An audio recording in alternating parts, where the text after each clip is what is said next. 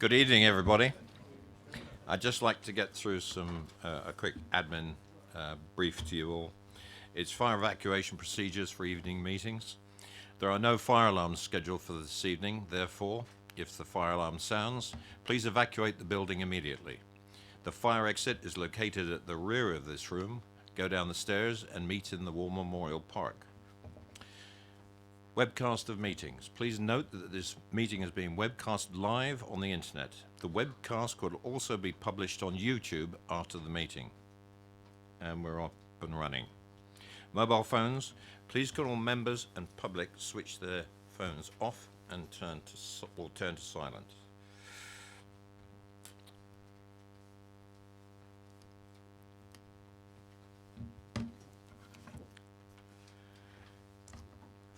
It's 6:30 and then I shall commence this meeting of the Development Control Committee. For the benefit of the members of the public attending, I would like to explain who everybody is around this table. My name is Councillor Paul Miller and I am the chairman of this committee. Down the sides of the table, to my left and right, are councillors who sit on this committee and who will be making the decisions on the applications before us this evening. Immediately to my left and right are the officers who will be advising councillors. In addition, I would like to explain that the Development Control Committee is a regulatory committee and not a public meeting.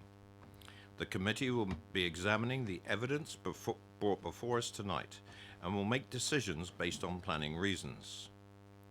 We are guided by national and local planning policy and guidance. May I ask all speakers, including visiting members, to speak clearly and to return to their seats once the presentation is complete and following any questions from members. No further dialogue between members of the committee and speakers will be permitted once questioning has finished.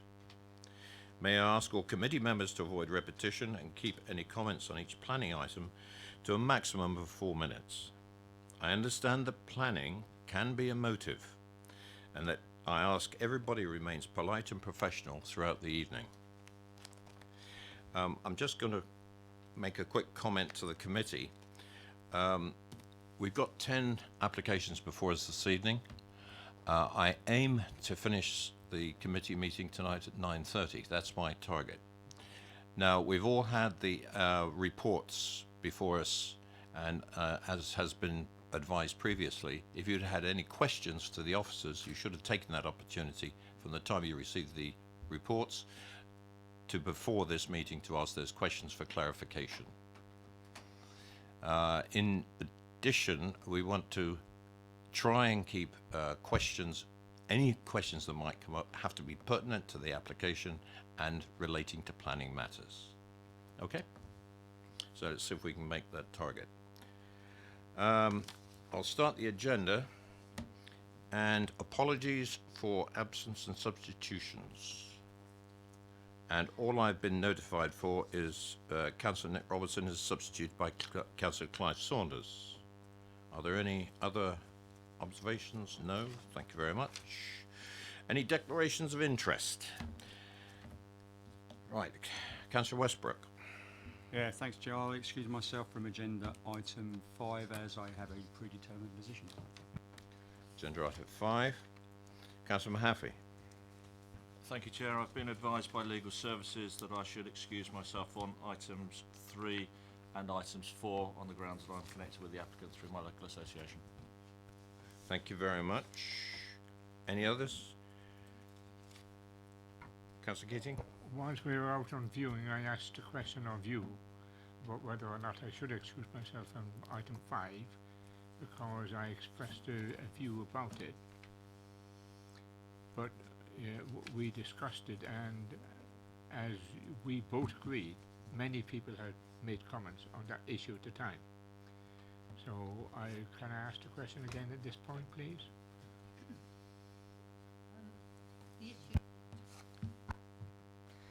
The issue is whether you keep an open mind, so it depends on the extent of your comment. If you said something that indicated that you'd already made your mind up, that would make people think that you'd already determined the application, then you shouldn't take part.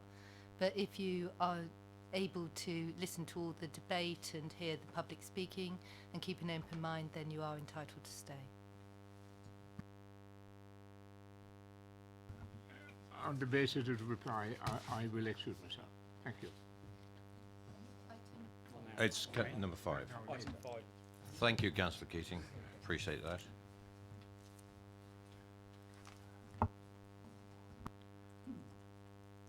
No more declarations of interest. Urgent matters. There are no urgent matters before me tonight. Councillor Potter. Only clarification, our legal advisor talked in terms of public speaking on item 5. I thought this was a deferred matter. We haven't got any, have we? No, I think there was a general comment that, you know, in the round, if there was any public speaking, you are quite correct on the observation for number 5, and thank you for the observation. Minutes of the meeting held on the 7th of August. Unless there's any comments on matters of accuracy, may I have agreement to sign the minutes at the end of this meeting? No objection. Thank you very much. I will do so. Applications for planning permission and public participation. We will start with item 1. Officers. Thank you, Chair. Item number 1 can be found on page 61 of the main agenda report. There is a short update and councillors' attention. Sorry, could we actually introduce what the application is, please? Apologies. Item 1 is number 42 to 46 New Road, Tadley. It's an application for the erection of 42 retirement living apartments with communal facilities, landscaping and car parking, the erection of a Class A1 retail store with 5 flats at first floor level, car parking and service lay-by. The recommendation is for approval subject to the completion of a suitable legal agreement relating to an off-site affordable housing contribution. Thank you. And could I ask, all I've got on the paper is V. Mendes. To come forward, please. If you'd like to take a seat. Good evening. You have a button at the base of the microphone stand there, and you have 4 minutes, and we will time you. Okay, off you go. I, Vajira Mendes, and my husband Prashant Mendes are the owners of the Koala store, which is situated a few meters away from the proposed development. We have owned this shop for the past 14 years, and the shop has been servicing the community for many more years before that. We are also residents of Tadley. Our 2 children attend local schools and doing very well in their education and out-of-school activities. We have worked so hard to bring the shop to its current state. It's been refurbished recently and now offers customers a wide variety of items with very attractive monthly offers. Whilst we are happy with one part of the proposed development, which is building new retirement apartments, we strongly object for the part of the application for Class A1 retail store. According to my knowledge, it is going to be a co-op. If this part of the application gets approval, our local store, which has served the community for so long, will go out of business. Personally for us, it is losing our livelihood. That is a Tadley resident losing their livelihood. And for the council, another local business shutting down. Our business is very much part of the community. We have so many regular customers. Many are elderly residents who pop in not only for their essentials, but also for a friendly chat and company. Sometimes they're too weak to go around the shop themselves, so we pick their items for them and sometimes even give them a lift home. We have some customers who have limited mobility. They just park at the lay-by and we take what they want to the car. We know most of our customers personally. Children comes to the shop on their own to buy their sweets because we know their parents personally, and the parents trust that we will take good care of their children while they are in the shop. Sometimes customers don't have enough money with them to pay for their shopping, short of few pennies, forgotten to bring their wallets, bank cards getting declined, and for some, simply towards the end of the month, they have no money to buy their essentials until the next payday. We help them to get by. We never turn our regular customers away when they are in difficult situations. You can only get these services in a small local independent store. We also donate items for local events, charities, raffles, etc. We're not just a shop that sells groceries. The importance of this in a community cannot be underestimated. In a way, it is a meeting point for the locals, especially at the weekends while they're buying their morning paper. If we go out of business, the community will lose all these services. Furthermore, as a local resident, I object to have another convenience store at this location because, one, Koala Store is a couple of minutes walk from the development and currently servicing the area. There are 10 other shops, supermarkets in the surrounding area. Macall's, the Co-op, Sainsbury's, Spar, Budgeons, Premier, Tadley Post Office and Convenience Store, Tesco Express, Pamperheath Store and Post Office, Macall's. 2 of these shops, Budgeons and the Spar, is open 24 hours. And there's another planning application to open a Lidl. The population of Tadley is 11,473. Surely we have enough convenience stores to service this population. So we ask the council to carefully think of Tadley residents and take necessary steps to give the residents something they really need. You have 1 minute. Something that the community can benefit other than a convenience store in this space. Thank you. Thank you very much. Members, any questions for the speaker? No? Oh, Councillor Bound.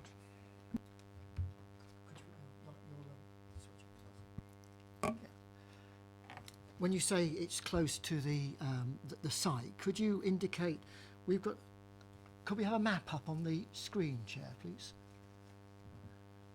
Could you sort of indicate where your store is in relation to the proposed store? The proposed store is in the new... Sorry, can you get the microphones arranged? Sorry. Thank you. The proposed store is in the new road at the Reading Warehouses site. Our shop is in the opposite Harryard way.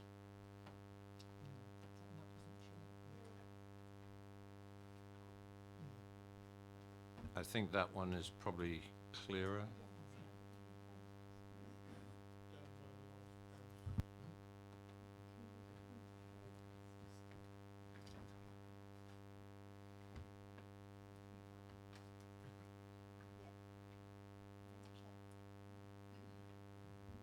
It's not showing up. Okay, Harrier Way is opposite the site.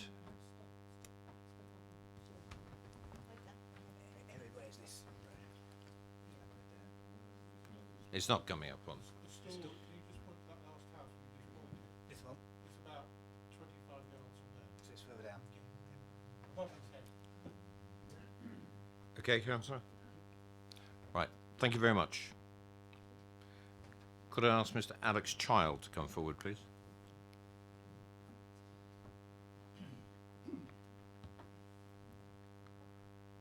Good evening, Mr. Child. Microphone, and you have 4 minutes, sir. Thank you. Chairman and members of the committee, thank you for allowing me to address you regarding the application, which you will shortly consider. I will be extremely brief in my comments. The proposed development has been carefully designed to respond to its townscape context and will enhance it. The proposal will also meet a local housing need for sheltered accommodation. All of these substantive issues are set out in the Comprehensive Officer Report, but in summary, this is a sustainable development which accords with the development plan and the 3 fundamental objectives of the NPPF of economic, environmental and social well-being. Accordingly, I respectfully request that the officer recommendation is endorsed and that the planning application is approved. Thank you. Thank you very much. Members, any questions for the applicant? Councillor Bound. Good evening. Is there any dedicated parking for the store, the Co-op store, please? Yes, 15 spaces. It's in 15. And where are they located on? Again, could we have the map up so we know where they're because we didn't have any site plan on our papers, and although there was one supposed to be in the update paper, there's still not one there. So this is all sort of new ground.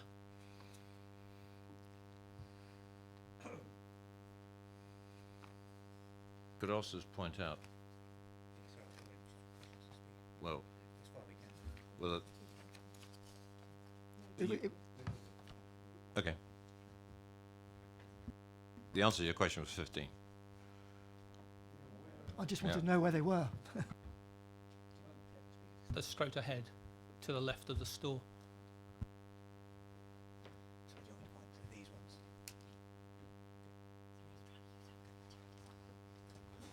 Okay, is that it? Yes, Councillor Potter. Thank you, Chair. Can I just draw you to page 69 of our report? Who's got it in front of you? It's the top paragraph, and it relates to the revised off-site affordable housing contribution. I mean, as you'll know, I mean, this committee never receives any detailed analysis of how any of these figures are ever put together, but your original suggestion, presumably based on your assessment of the viability, suggested you could manage £67,000 towards this off-site contribution.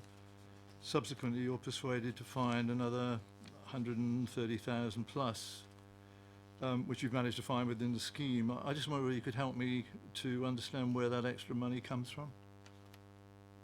I think on excuse me, on all schemes there's a certain element of unknowables.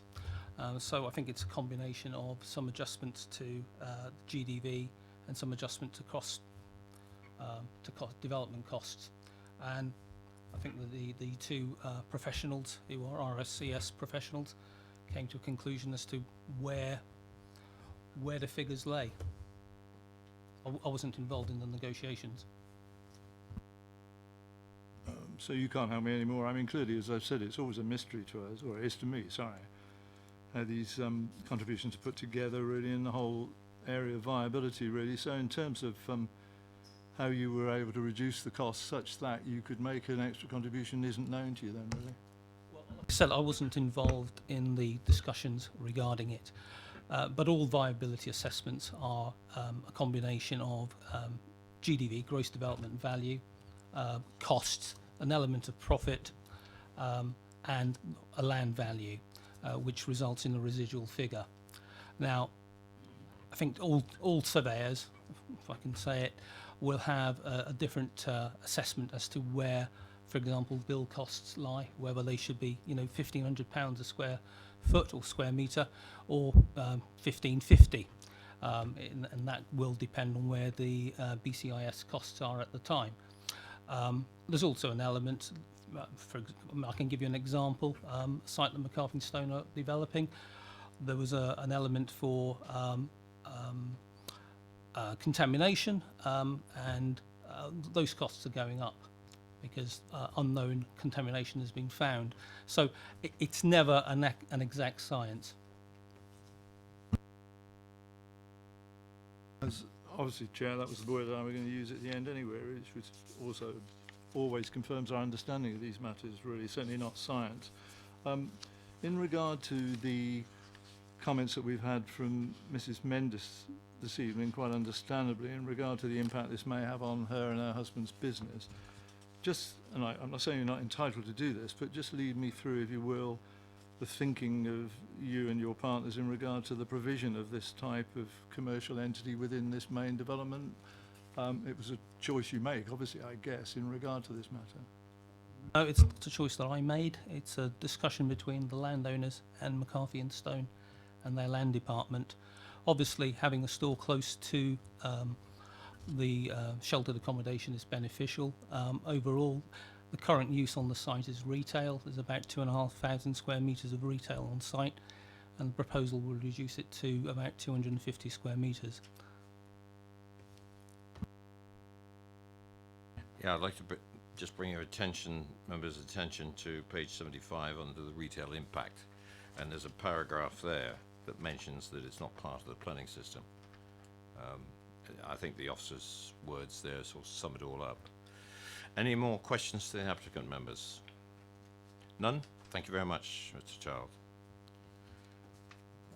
Councillor Carruthers, please.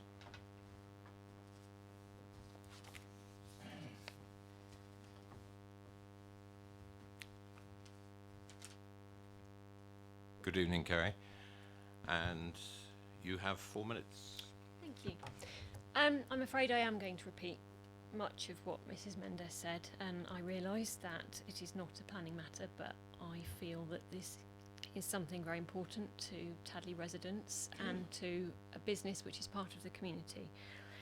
So, as both a councillor for and a long-term resident of the Tadley area, I feel that the addition of 42 retirement living apartments as applied for in this planning application would be a positive, or could be a positive contribution to Tadley.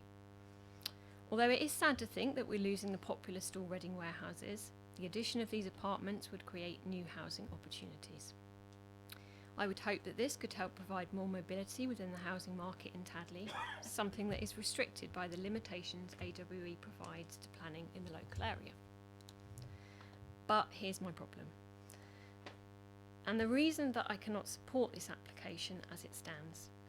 This planning application includes an element that is the erection of a Class A1 retail store.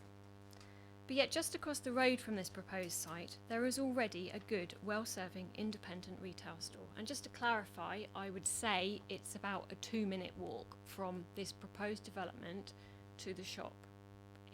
We are literally talking about it's over the road. Unlike many areas, this part of Tadley is fortunate to have kept this independently run convenience store. However, this is not by chance. This is because the shop owners have worked tirelessly around the clock to create a business that addresses the needs of their customers. They've adapted and worked in what we all know are challenging times for many small businesses. This is a small family business, the children of whom go to school in the local area. The family live within the housing estate in which the shop resides. Not just their shop, but they themselves are an important part of the local community. Some people may say, well, people can vote with their feet. If the koala store's customers are loyal, they'll continue to use the store. I expect that this is true. But of course, as with all convenience stores, a percentage of their business will come down to just that, convenience, and of course, passing trade. Yes, a certain customer base would hopefully continue to use the store. However, the inevitable loss of business from others could most certainly be enough to jeopardise the future of the shop. I'm here tonight to represent the many Tadley residents who have emailed me or spoken to me questioning the need for a shop on this site. The koala store has received a lot of support from its customers, and this is evident in the comments that were made on this application. Only this week I received another communication from a local lady who wanted to share her views before tonight's meeting. She comments, "It would be such a pity to put the sales in a different direction, as the owners are such kind, helpful and caring people. I appreciate that the planning system is not tasked with intervening in the deterrent of You have market 1 minute. competition, as this is not a planning matter per se. However, maybe it is time that councils did start to support small local businesses when considering planning applications. I know that myself and many Tadley residents really don't want to see this local store threatened, and for this reason I simply cannot support this application." Thank you. Thank you very much, Councillor. Members, any questions for the ward councillor? Councillor Harvey. This seems perhaps a stupid question, but nonetheless, as a local councillor, am I right in assuming that Reading Warehouse does not sell the same things that Mrs. Mendes' shop sells? Reading Warehouses sells essentially home goods, so it's white goods and plates and cups and things like that, but it's a very, very different type of shop and is not in any way competition. Thank you very much, Councillor.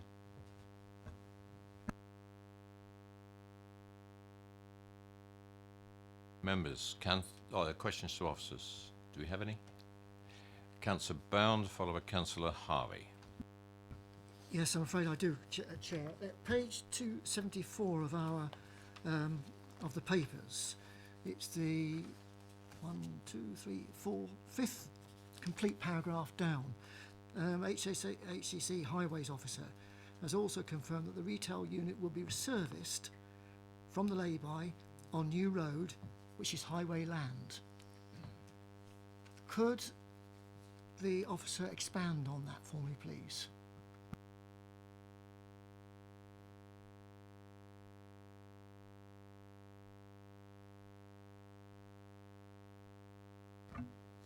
Yes, well, all I can say is the lay-by in front of the shop is on highway land, so therefore it could be serviced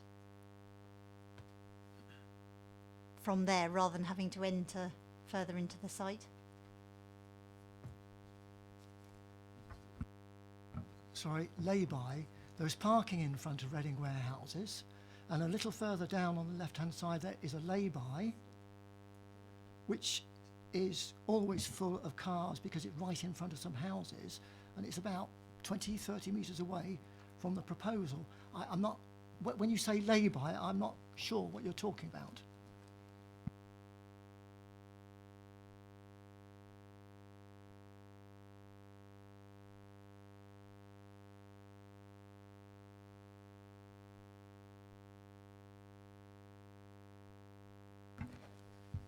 The comment relates to the redevelopment, not the existing situation. I think that's the point that's being made.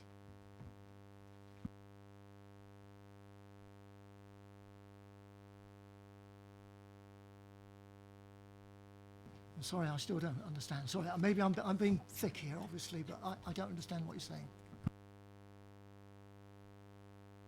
Where is this lay-by, please? Sorry, the area just to the front of the building.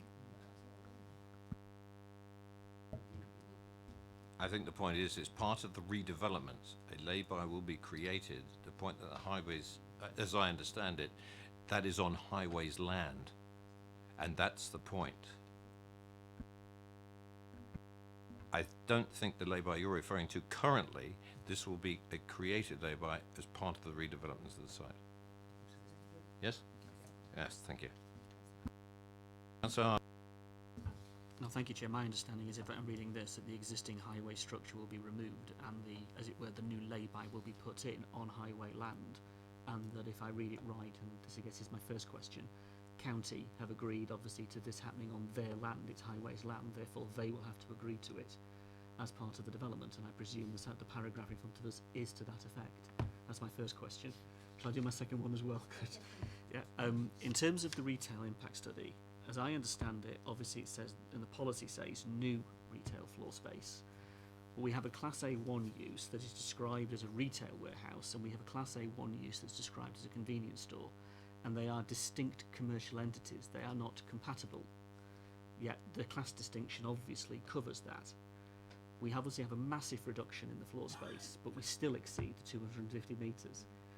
Is it within our discretion to have said, no, we don't need an impact study in that regard? Or have you stuck rigidly to policy that says, just because this is Class A1 to Class A1, despite the fact that we've got a retail store, as the ward councillor says, that is selling something completely different to what the local convenience store is selling, and we've simply said policy applies, therefore we don't need an impact study? It just seems a little bit strange to me. Page 75, yep, sets out the sort of issues. The site already has A1 retail, notwithstanding that it might be a different sort of retail, it is still retail, and therefore the provision of 391 square metres still is not impacting on what is already there on site. In fact, it's a significant reduction. In relation to the policy, the 250 square metres isn't actually relevant in this instance because it's not impacting on the vitality of a defined centre, because you've already got the retail in on one side, and you're only losing some of it. You're keeping on both sides. So I appreciate we can't. Well, the role of the local authority is not to affect competition. But I'm right in saying that a retail impact study that would be caught under that policy actually examines the area in the context of what would be a sequential test applied in the retail impact of what would be if it was new. Now the difference here, and I appreciate your interpretation of it, is that there is nothing new here. We have an existing retail use A1. It's losing dramatically in its footage, but the fact that it is still a warehouse selling completely different goods to what the convenience store is selling, in this sense, from your interpretation of it, is irrelevant. That's quite a serious issue, obviously, in terms of what we're considering this evening.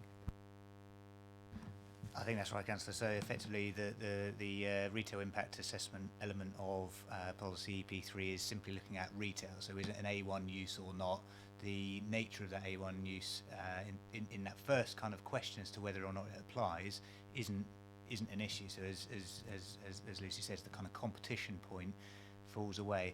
I think even if it was concluded the alternative, even if it was concluded that a retail impact assessment was required, they are looking at effectively protecting retail uses within existing centres, so town centre, district centres, of which none of those shops in the surrounding areas is in any case. So even if you did conclude on the first part that one was required, it wouldn't actually lead to a different conclusion, if you follow. Councillor Westbrook. Yeah, thanks, Joe. I just noticed one of the objections there is on to the height of the building, so it's out of keeping with the existing street scene.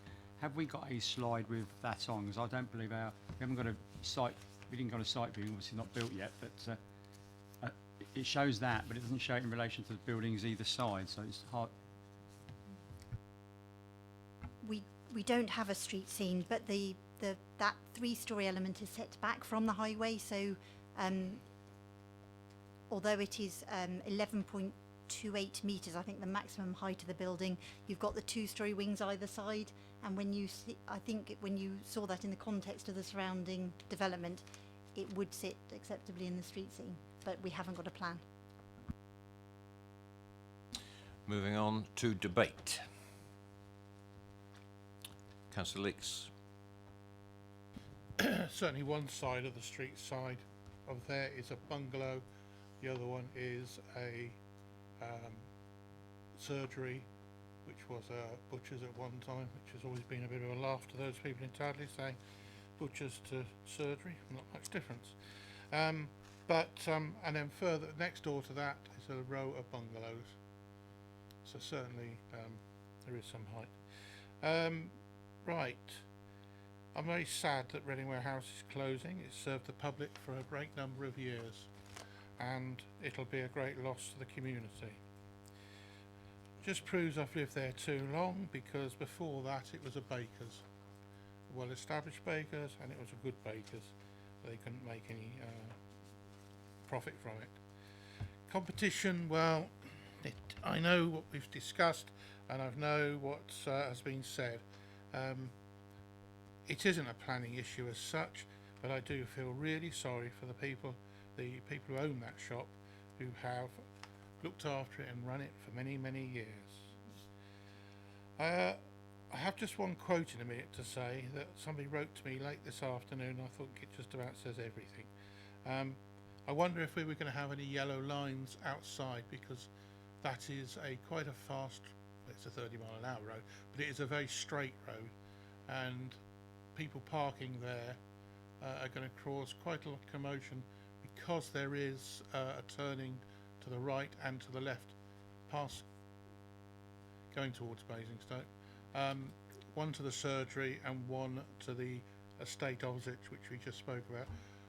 I have to say I disagree with Councillor Carruthers. I would say it would take less than 2 minutes. I would say it would probably take a minute to get there, but not for me. That probably take me half a day, but it would take a minute. I'd also like to see them supplying litter bins if it does get planning permission, that they maintain, because otherwise there's going to be a lot of rubbish. However, this afternoon I received this, Councillor Leeks. I am an 88-year-old living in a family-sized home and would clearly dearly like to downsize to something like the proposed dwellings in New Road. I've seen the plans, and I think it seems a wonderful idea. Nevertheless, I do feel that another food shop would really be unnecessary, as I believe that there's a small supermarket nearby. It goes on a bit more, but the crux of it is there are so many of us in Tadley that came to live and work at AWE in the 60s and are now living in houses which are too big for us, and we do need to downsize, and we look forward to it. If it was just McCarthy Stone development of the flats, I would certainly be giving it my full support. But with this supermarket, I'm not so sure whether I can. I listen with interest to other councillors. Thank you. Councillor Potter? Could I just say in starting any comments, and before I get rebuked or somebody criticises it in terms of the questions we ask of officers of the report tonight, particularly in this area that we concentrate on, retail impact, the simple fact is, if we go too far down that road, we might as well not have the section within our meetings where we're entitled to ask officers for their comments on the report, and they can remain as private commentary between officers and ourselves, which of course does not get the attention of the public when they come to this meeting this evening. So I think we've got to be really careful in regard to that balance, Chair. In regard to this matter, I mean, I'm like Councillor Leeds, quite frankly. I mean, I fully support the provision in regard to the retirement living apartments, and I know that we will be continuously advised that not to interfere in the operation of the market regarding the retail provision that's being suggested. But I just say straightforwardly, this is an unnecessary provision in all the circumstances. I know it's the applicant's choice to do this, but quite frankly, the impact on the community is something that as local councillors we should be concerned with, and we hear the evidence of that really, and I think this is dramatically unfair on a whole range of people within that local area, and it's an unnecessary provision really. Now I know I stray into something which I'm advised continuously is not a planning matter. Well, so be it really. It doesn't stop me, I think, talking in this regard on behalf of the community, and I'll be warned about the impact of that if we make a decision on it. But I will not support this application with this retail provision in it, and I will live, easy for me to say it, with the consequences of that. But I just think this is a really perverse interpretation of policy EP3 regarding something which is, yes, admittedly A1 provision, all of that stuff really, but we know it's chalk and cheese, and we know that the new provision is really going to have a harmful effect on a local shop that provides the sort of sensitive service that we've heard here tonight. And this is, quite frankly, unacceptable, it seems to me, in terms of the way we treat our local community. This is just not acceptable. Councillor Harvey? I think it's that perversity of the policy where you have no need for a retail impact study when you know full well that the change from a warehouse, which is just a fundamentally different commercial entity than a local convenience store, is important. And I think that's something that we need to reflect on as a local authority, because when drafting this policy, that certainly was not what we had in mind. And sitting around that table in the process of drafting the policy, that certainly was not what we had in mind. That may well be the effect. It may well be what we're faced with in terms of officers' interpretation, and I wholly respect that. But the idea that you can replace a warehousing retail unit and then have a commercial entity come into its place that will put another one out of business without any impact study being done is an issue. I think that is something that wouldn't happen in other places in the sense of the application of this policy. And the way it's argued, it sits uncomfortably in the sense that we've lost all this retail space and we're still saving a little bit on it just sits uncomfortably because of the community impact. And I think the flip side to that is that, of course, the actual residential units that are being proposed, the 42 retirement living apartments are fine. I think in the context of what is needed, the case is made. I think in the nature of what will be provided, it is fine. It is definitely part of something that would be of benefit to Tadley in that regard. And I think that's the problem, isn't it? We're faced here with something you would want to give approval for in the apartments, which is something that McCarthy and Stone, as the applicant, are clearly about. I get that point. You then add the retail bit on the end of it, and it might well be from a landowner point of view they have chosen to do this, but it squares the pitch in terms of the application before us, and the application is for both. So we have to weigh up both, not just the 42 apartments, but the retail store as well, in the context of planning policy. So I'm uncomfortable with policy EP3 at the moment in the sense of A1 and the use of it and the impact it's going to have, but I am aware of the policy as described by our officers, and I'm weighing that up as I'm thinking, Chair, as I bring myself to decide which way I'm going to support or not support the application before us based upon that.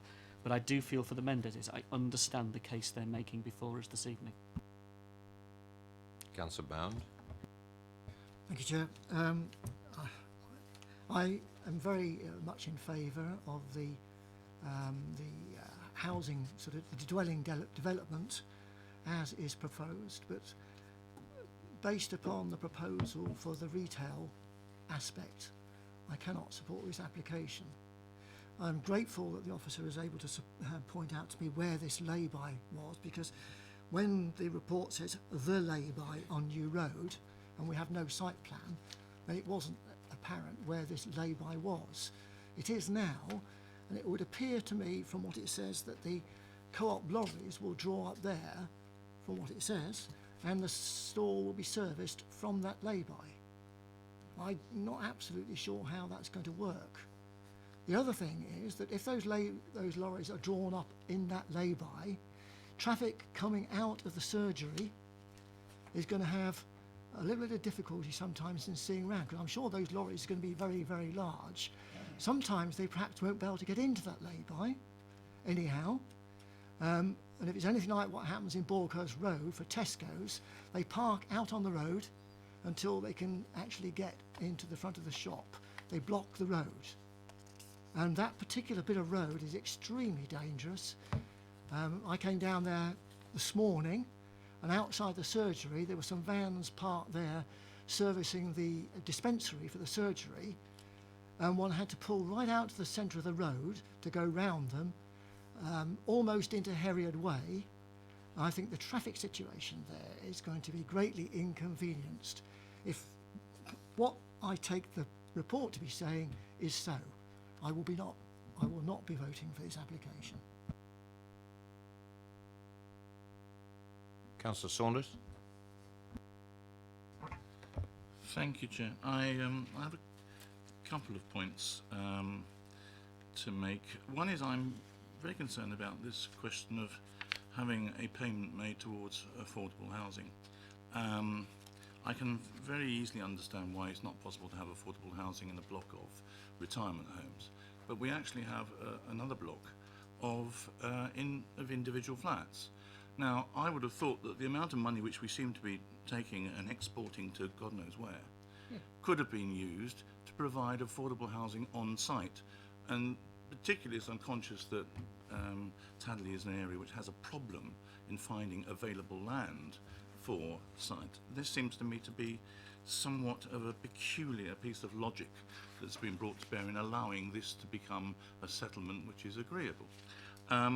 I wonder whether that is partly due to the fact that a fair amount of floor space is actually being used up by a retail unit, which of course is a decision of the landowner. But if that effect of deciding to put a retail unit in, which I hear all the other arguments which are being made, and I must say I have a degree of sympathy with those arguments, if that is the reason why we are not achieving the affordable housing, then that is like us scoring an own goal in this situation, given the fact that we do need affordable housing in that area. So for that reason, I think that there is a very big question mark about whether this has been properly thought through in that context. I also doubt somewhat, having looked at the practicality now of large lorries trying to get into a lay-by, which is also being fought with by people trying to park to get in there, and only 15 other spaces, has really thought through just what the amount of parking that's needed for a retail outlet of that type, and whether it's fully meeting that. So those are, there's a practical application to this which concerns me. There is the question of the affordable housing, and there's just one other comment I want to make in passing, but I do feel needs to be made, which is the question of the consultation we have with the I think it was the CQC who we wrote to. Now, as far as I'm aware, the CQC is totally the wrong body to write to on this. It should have been the CCG, rather than the CQC, who are responsible for providing medical care in the area. You're going to put in 42 units with high dependency. Okay, you've got the surgery next door, but one would have liked some comfort that they are able to cope with that, particularly as there's only, as far as I read this, one disabled space in that parking, which is ludicrous for a group of 42 units of that sort. So, and it's very sad that neither the CQC nor the well, you can't blame the CCG if we didn't write to them, I suppose, for not responding. but it's very sad that we haven't got that degree of comfort about the medical provision in there.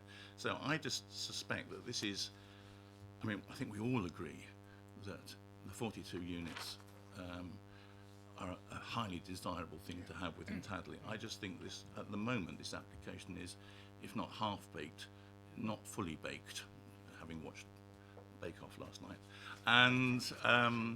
and that it requires further thought before we should be allowing it to go forward. Well, it was a baker's. Thank you. Councillor Westbrook, that's the last question, last one, but then we're going to move Question into... or was it debate?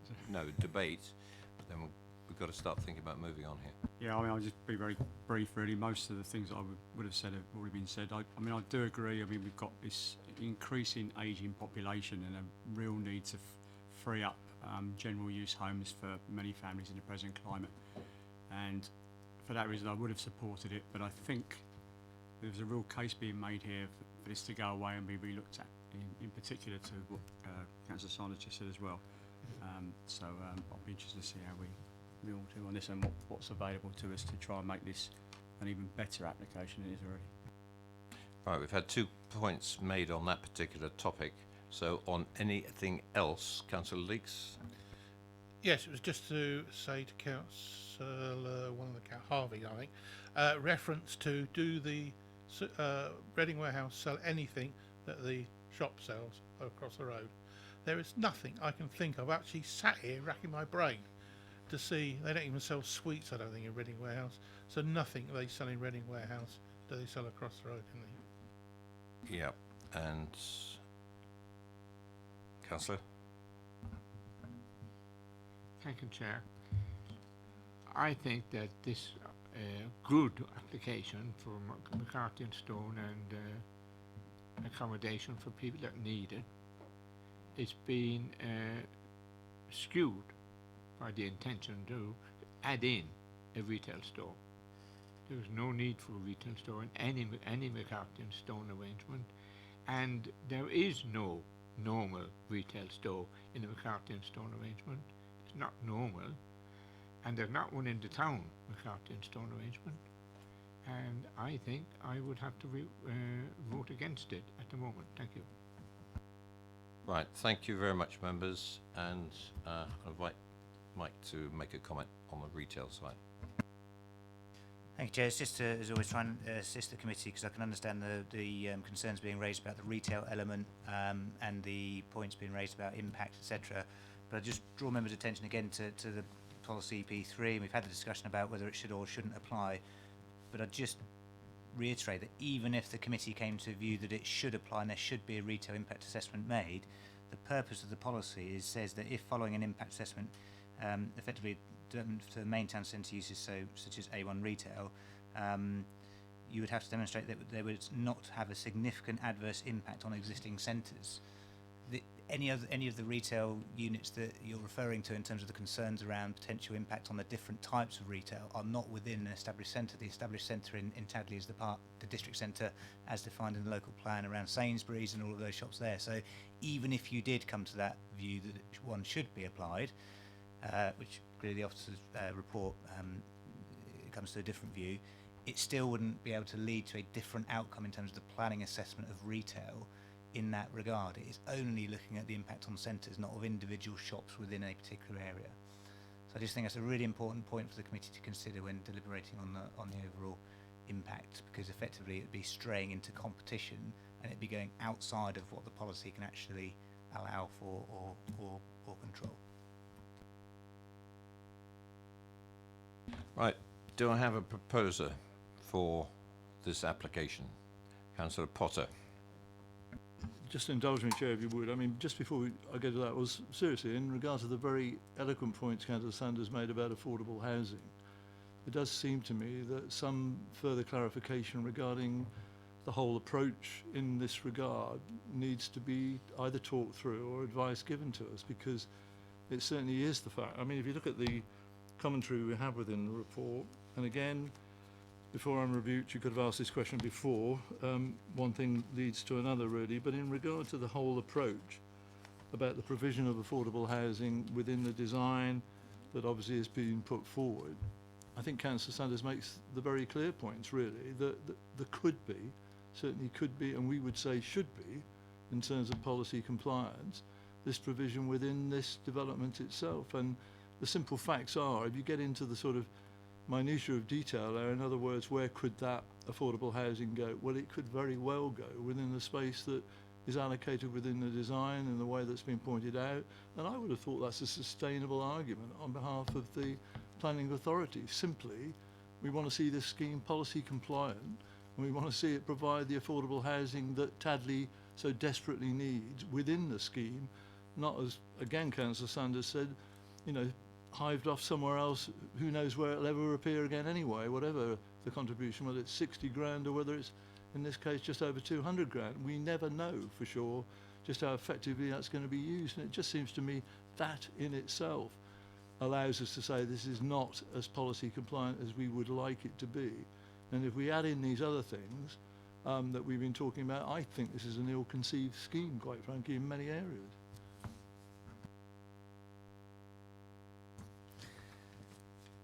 Thank you, Chair. Just in terms of the, to go through the affordable housing point, I mean, members will be familiar with policy CN1 and the ability to submit a viability assessment. You know, the committee's familiar with that approach. That is what has been undertaken on this application. A viability assessment was submitted, and as per our policy and the housing SPD, supplementary planning document, we commissioned a independent consultant to go through that and effectively come to an agreed position on that. Now, within that, clearly the report isn't going to detail every fact and figure, just like with any other element of the application. There's lots of technical information within an application which is summarised as succinctly as we can within the officer reports. But I think in this one, I am aware that there's been, as I think the applicant's agent referred to, a discussion between those appointed consultants as to the costs and outcomes and values of those feeding into the viability assessment, which is where it's led to that difference between the 67,000, I think it is, and the overall amount that has been negotiated. I'm aware that some of those discussions were around the abnormal costs or the development, some of them around things like professional fees, contingency, etc., etc. So all of the normal inputs, if you like, into that viability assessment have been thoroughly tested. And the officer report effectively reflects that process having been gone through and exhausted. So I don't think that there is any alternative to look at there. I appreciate again what the committee is saying, that there might be a different proposal that would be more acceptable to the committee, but ultimately that isn't, as we often have to say, that isn't the application here. The application here is as stated. The only means by which that could be explored further would be through a deferral of the item. But I just to be clear, I think that wouldn't be the appropriate approach on this occasion, given that those points have been clearly and thoroughly worked through before. So I don't know really what the applicant could be charged with looking at beyond what they have already done in coming up with this scheme, which has been in for a considerable period of time. Councillor Potter first. Only as a response, if I may, to Mike's comments around affordable housing. I mean, if we read our report that's in front of us, I mean, the application has been supported by a viability assessment that seeks to demonstrate that the proposal cannot provide affordable housing provision on site.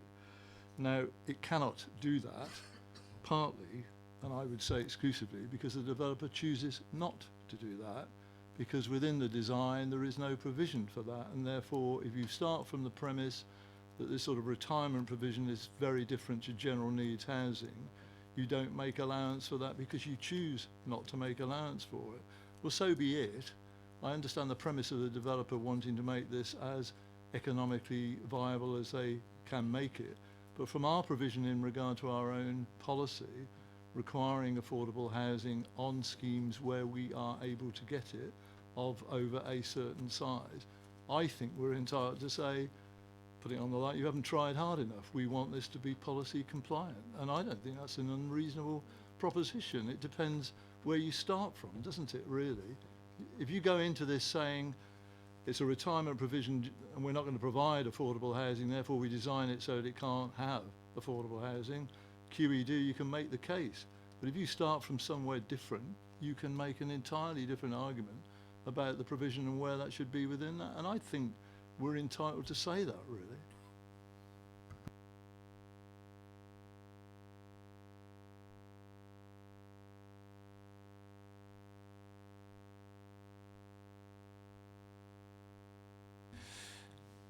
Okay, listening to the debate, the questions back to officers and the officers' views, probably if the committee would agree, is agree a deferral on this to look at specifically at the affordable housing contribution, which is identified right up front on page 61, and to bring it back to committee once that has been investigated along the lines that we've outlined, or the committee has outlined currently. I'm going to bring Councillor Saunders back for one last comment on this. Yeah, my comment is a very simple one, is that I don't think any of us are arguing there should be affordable housing within the retirement homes. But there's five market homes there. I cannot believe that if you take that £200,000, you cannot create at least 2 or 3 affordable homes in that area, on that site, in a place which desperately needs affordable homes, because we can't build anywhere else because of the AWE restrictions. And therefore, in my view, would be that we could actually refuse this on the grounds it isn't policy compliant, and it needs to, and policy actually doesn't say it has to be 40. It has to, policy, I believe, says that we have to get as near as we can to 40. Well, in this particular case, it would be whenever 3 or 2 happens to be 44. I can't add it up. But I just think that there is, by all means, defer it and look at it. But I just think we have to make this point that it isn't right, and we shouldn't be accepting it at the moment. Councillor Saunders, are you proposing a deferral on that basis? I suppose a referral and a refusal are virtually the same thing, so yes. They're actually very different. A deferral is to look at a specific item or items to be re-examined and come back to this committee. A refusal goes into a lot deeper than that. In which case, there are items there like the provision of only one disabled space in the parking for the retirement homes, which need to be dealt with. Now, how that's going to be dealt with, I don't know. How it got through at that level, I don't know. But it isn't currently acceptable. I think there's a big question mark over this lay-by at the front in practical terms of doing that. So if you're going to push me, then I will argue for refusal on the grounds of the practicality of the parking arrangements and the Section 10, well, whatever it is, on the Section 106. I was actually asking you for a deferment. So, do I have a proposal for deferment? Well, if you go to refusal, then the proposer has to itemise the reasons for a refusal on planning grounds. Well, he has to also come up with the reasons for it. Do as a seconder for refusal. Councillor Leeks, right. That's the whole point. Now, I've got a proposer and a seconder for refusal. Before the vote, I must have reasons for refusal.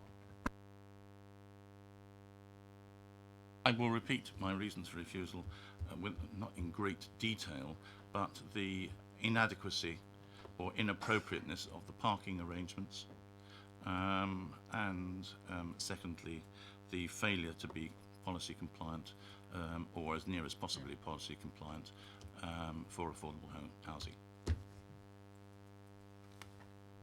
Anybody else want to add something in?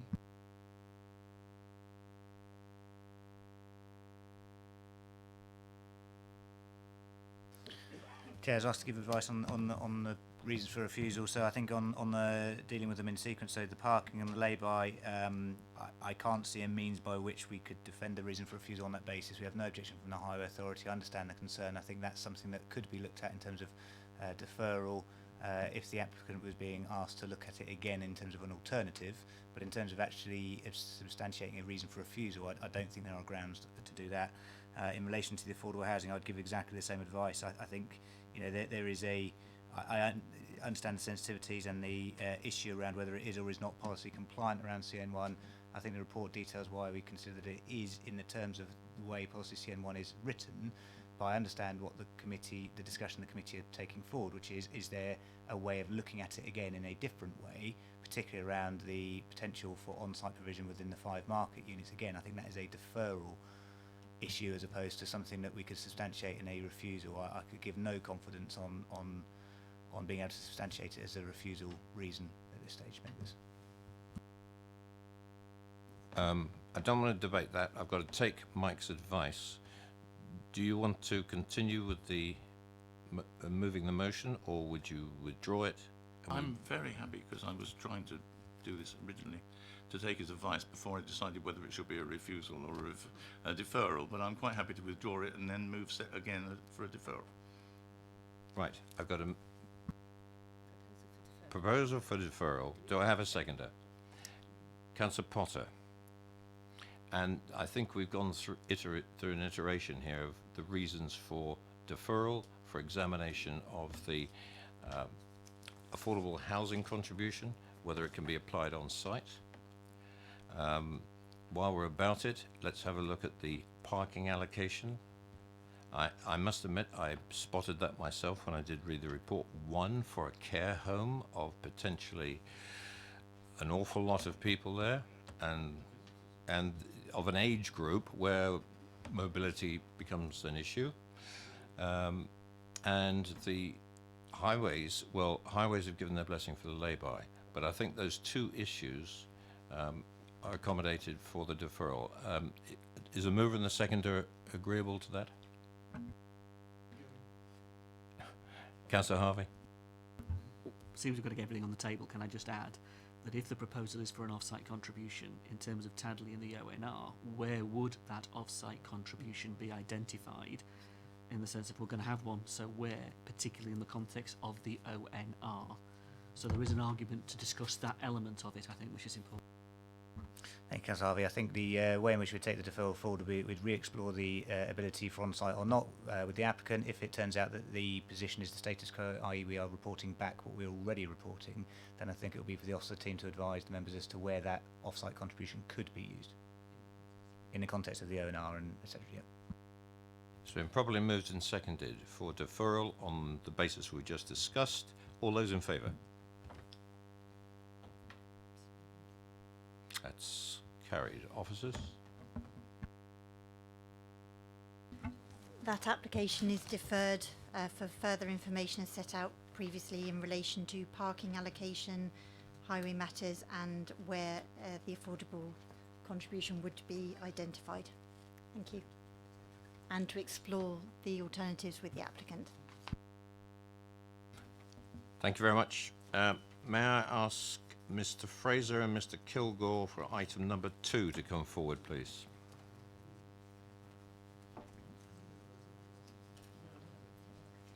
Gentlemen, if you'd like to sit tight for a second while the officers introduce the application.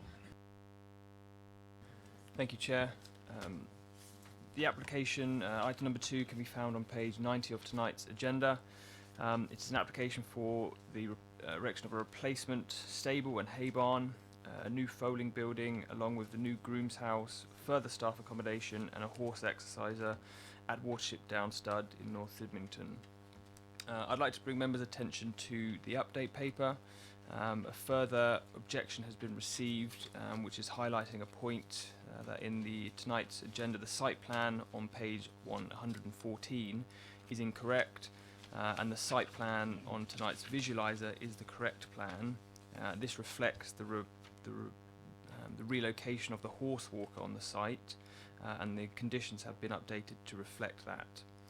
The application is recommended for approval as per the officer's report, and this is following an appointment of an independent agricultural consultant who's concluded that the scheme is acceptable with regards to the requirements of policy SS6F and the essential need for rural workers to live at the site. Thank you. Thank you very much. Gentlemen, You have 4 minutes between you. Microphone switches are on the base there. Good evening, Chair and members. Warship Down Stud is a highly successful stud farm, breeding and selling thoroughbred racehorses. The business has developed over the last 26 years to become one of the leading stud farms in Europe, with global reach and an acknowledged industry lead. Currently, the stud has 34 mares, 25 foals and 34 yearlings at Sydmington, with a further 42 mares, 34 foals and 21 yearlings at their satellite stud in Ireland. Horse racing has become an international business, and the stud has horses visiting from around the world. Therefore, the prospect of disease outbreaks is a major concern and risk. An example of this was the outbreak of equine flu earlier this year, which shut down 174 racing yards, cancelled 26 race meetings and suspended racing for 6 days. The outbreak of disease within a herd of foaling horses can be fatal to the unborn foal and result in abortions across the whole herd. In addition to the animal welfare issue, this also leads to extensive quarantine restrictions, complete loss of revenue and damage to the business's reputation. Horse racing and breeding attracts large sums of money, meaning some of the foals and mares are very valuable, with some worth millions. As a consequence, some disease outbreaks has the potential to financially destroy even the most well-established stud. The provision of dedicated isolation facilities are now the industry norm and are recommended. The isolation of incoming horses within the stud's own herd is therefore essential.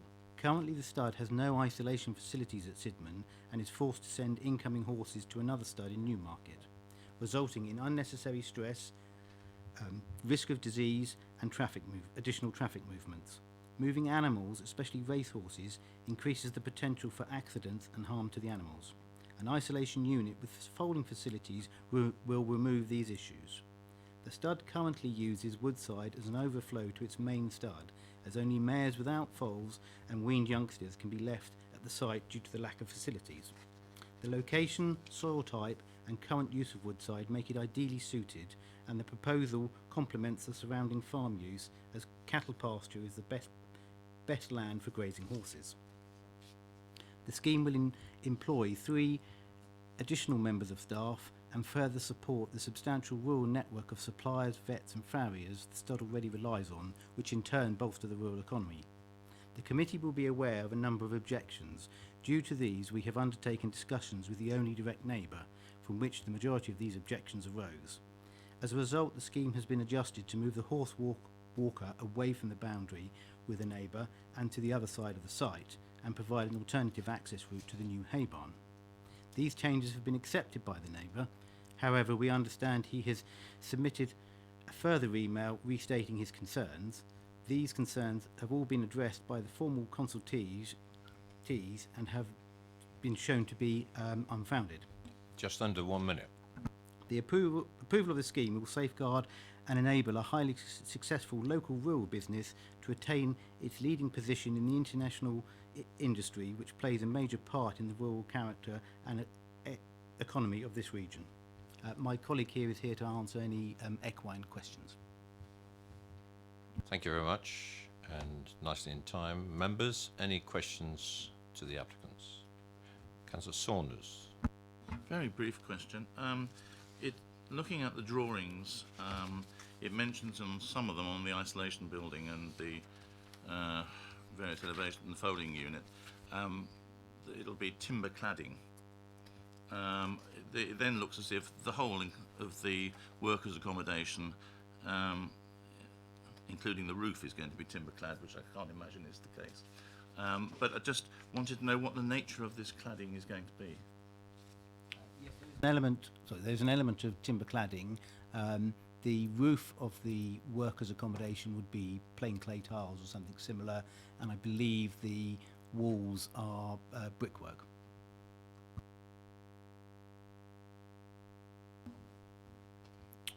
Okay, thank you very much, gentlemen. That's it? Yep.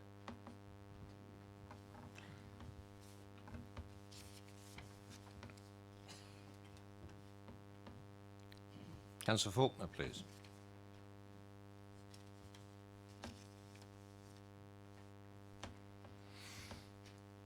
Evening, Councillor. And you have 4 minutes. All right, thank you, Chair. I'll be brief, and I'm just going to make a couple of points from the borough and the planning point of view. You know, we talk about the importance of business in rural communities. And in North West Hampshire, we're very fortunate to have a number of thriving bloodstock and racing enterprises. In Walton Hill, East Woody, we've got the Sheikh Mohammed, the Godolphin Racing, has the large Gainsborough stud for isolation and foaling. The Highclere Estate has the internationally renowned Highclere stud and its racing. In nearby Kingsclere, we've got the stables for the Queen's horses. And of course, here we have the Sidmonton Estate with the Watership Down stud. And just to reiterate, putting it in perspective, the most valuable mare is worth 10 million and the most valuable foal is worth 3 million. So this is substantial international business. And of course, all of these reflect very well on our borough. Now, currently, as mentioned, the mares are transported from the stud to Newmarket for isolation and foaling. And so it makes economic and environmental sense to have them nearer home, in this case, just a couple of miles away. And also, this will be of benefit, a wider benefit to the borough.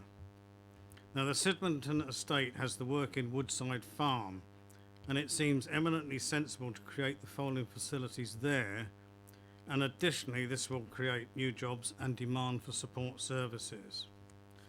Now, as a ward councillor, I'm satisfied that the applicants have consulted with residents and have come up with a sensitive response to concerns, particularly the location of the horse walker.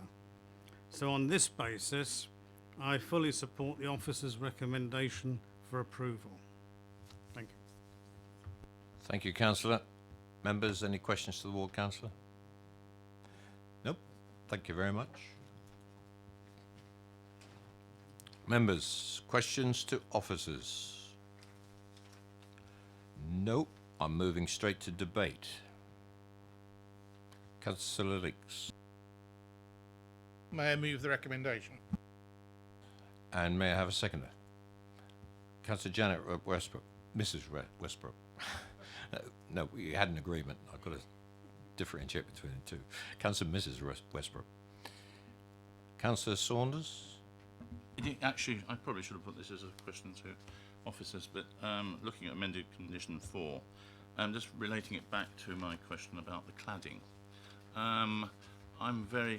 There's so much cladding on here that I would be a little bit concerned if we finished up having cladding which was then painted, and an excessive use of, an unnecessary use of chemical products to paint it and to preserve it, and therefore whether or not we could actually ask within the type of materials that are used that it should be naturally weathered timber, untreated, would be I'm sure the applicants would not be averse to that, but it would be so much better and so much better for the environment if we could do that. Chair, I think it'd be difficult to be quite so prescriptive in the condition, but certainly if members were minded to, we could put an informative on. That was the suggested approach from the committee to having untreated, but it may be that it turns out treated, but it's at least a direction or note from the committee that we could do that as an informative note. Right. Been moved and seconded for approval. All those in favour? With the informative. That's approved, officers. Sorry.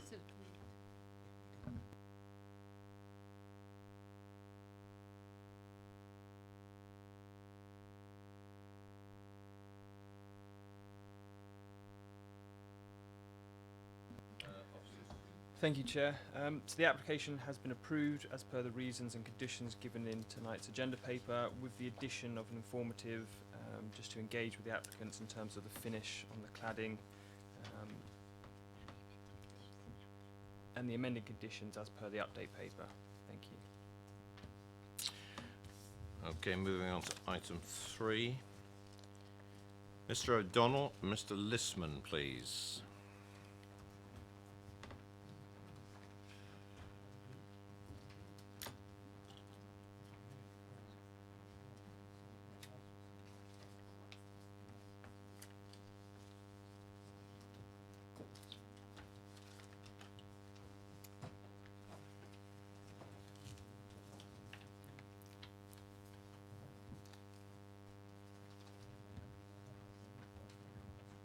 Can I sit tight, gentlemen, while the officer introduces the application?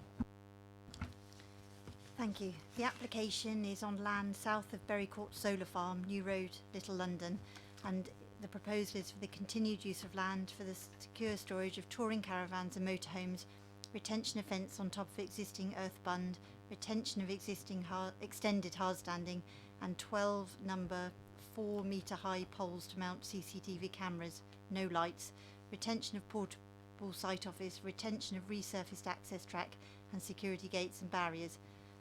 The proposal is part retrospective. The application is recommended to be refused. There is an update on the application, and just to set the scene very quickly, in 2018 there was a refuse and enforce application 17/02/666/full. There have been a number of changes in this current application, so this is a separate application, but the differences include the fact that lights are excluded from the proposal, but it does include a site office, access track, gates and barriers, and also a vehicle washing facility within the site. Thank you. Gentlemen, you have 4 minutes between you. Good evening. My name is Des O'Donnell and I represent CPRE, the Campaign to Protect Rural England. We've objected to this application as we did for the same application which was refused last year. The fact that there are no lights on the CCTV poles this time makes no material difference to our objection, which is principally that everything involved in the development has an adverse visual impact on the landscape, clearly not meeting conditions in Local Plan Policy EM1, which requires proposals to respect, enhance and not be detrimental to the character or visual amenity of the landscape likely to be affected. Indeed, the committee report refers to at least 10 local and national planning policies, including an Act of Parliament, with which the application is either non-compliant or cannot demonstrate compliance. The fact that there have been objections from the Council's landscape, environmental health, biodiversity and tree teams and from Pember Parish Council should not be dismissed lightly. CPRE is not against all development in the countryside. There are many farm diversification schemes which we would support where they provide income for farmers to sustain their main agricultural business. This, however, does not fall into that category. Rather, it diversifies away from agriculture as opposed to supporting its sustainability. It's an unwarranted intrusion of an urban functionality incongruous in the open countryside. There may well be a need for this sort of facility somewhere, but there's no demonstrable need for it to be in the proposed location which would justify non-compliance with so many local and national planning policies. In the words of the committee report, caravan storage is not a use which has a locational need necessarily to be located in the countryside. This is a retrospective application as the development in question has been operational for over 2 years, not only without the benefit of planning permission but also in spite of permission being refused over a year ago following referral to this committee. That refusal was accompanied by a recommendation for enforcement to cease the use and remove the development. It appears that the repeat application was lodged just before the enforcement notice was to be served. This, together with other development applications past and present, illustrates just how much this area of countryside is under continued threat from inappropriate development. It is this creeping urbanisation of the countryside that the CPRE is committed to resisting, and in this case our position is supported by local and national planning policies. We therefore respectfully request that the committee upholds the officer's recommendation to refuse this application. Thank you. My name is Robert Listman. I'm a resident of Little London and also happen to be a Pember Parish Councillor. I'm not here today as a parish councillor, but as a resident who has lived in London for some time now with my wife, who was raised in the area, and my 2 children. I feel very lucky to live in the area which has so much natural beauty. Caravan site. I was shocked at despair what's happening to an area which was previous open field with horses grazing, now replaced with earthworks, bunds, and fencing that are out of character.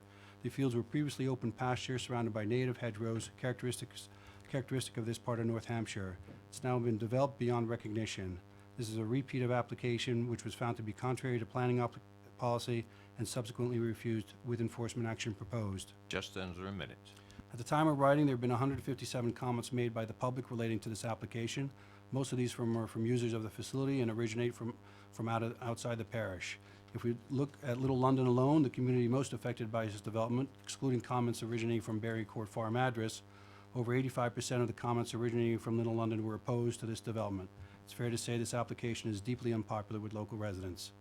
And lastly, according to the Caravan Storage Owners Association, there are plenty of other sites within a 20-mile radius of Basingstoke and Newbury. You can see caravan storage in Basingstoke, Midlands Farm, North Aylesford, just to name a few. There's no justification for this facility at this particular location. Thank you. Thank you, gentlemen. Members, any questions to the speakers? No? Thank you very much. Mr. Stemp, Mr. Kingston, and Mr. Belcher, please.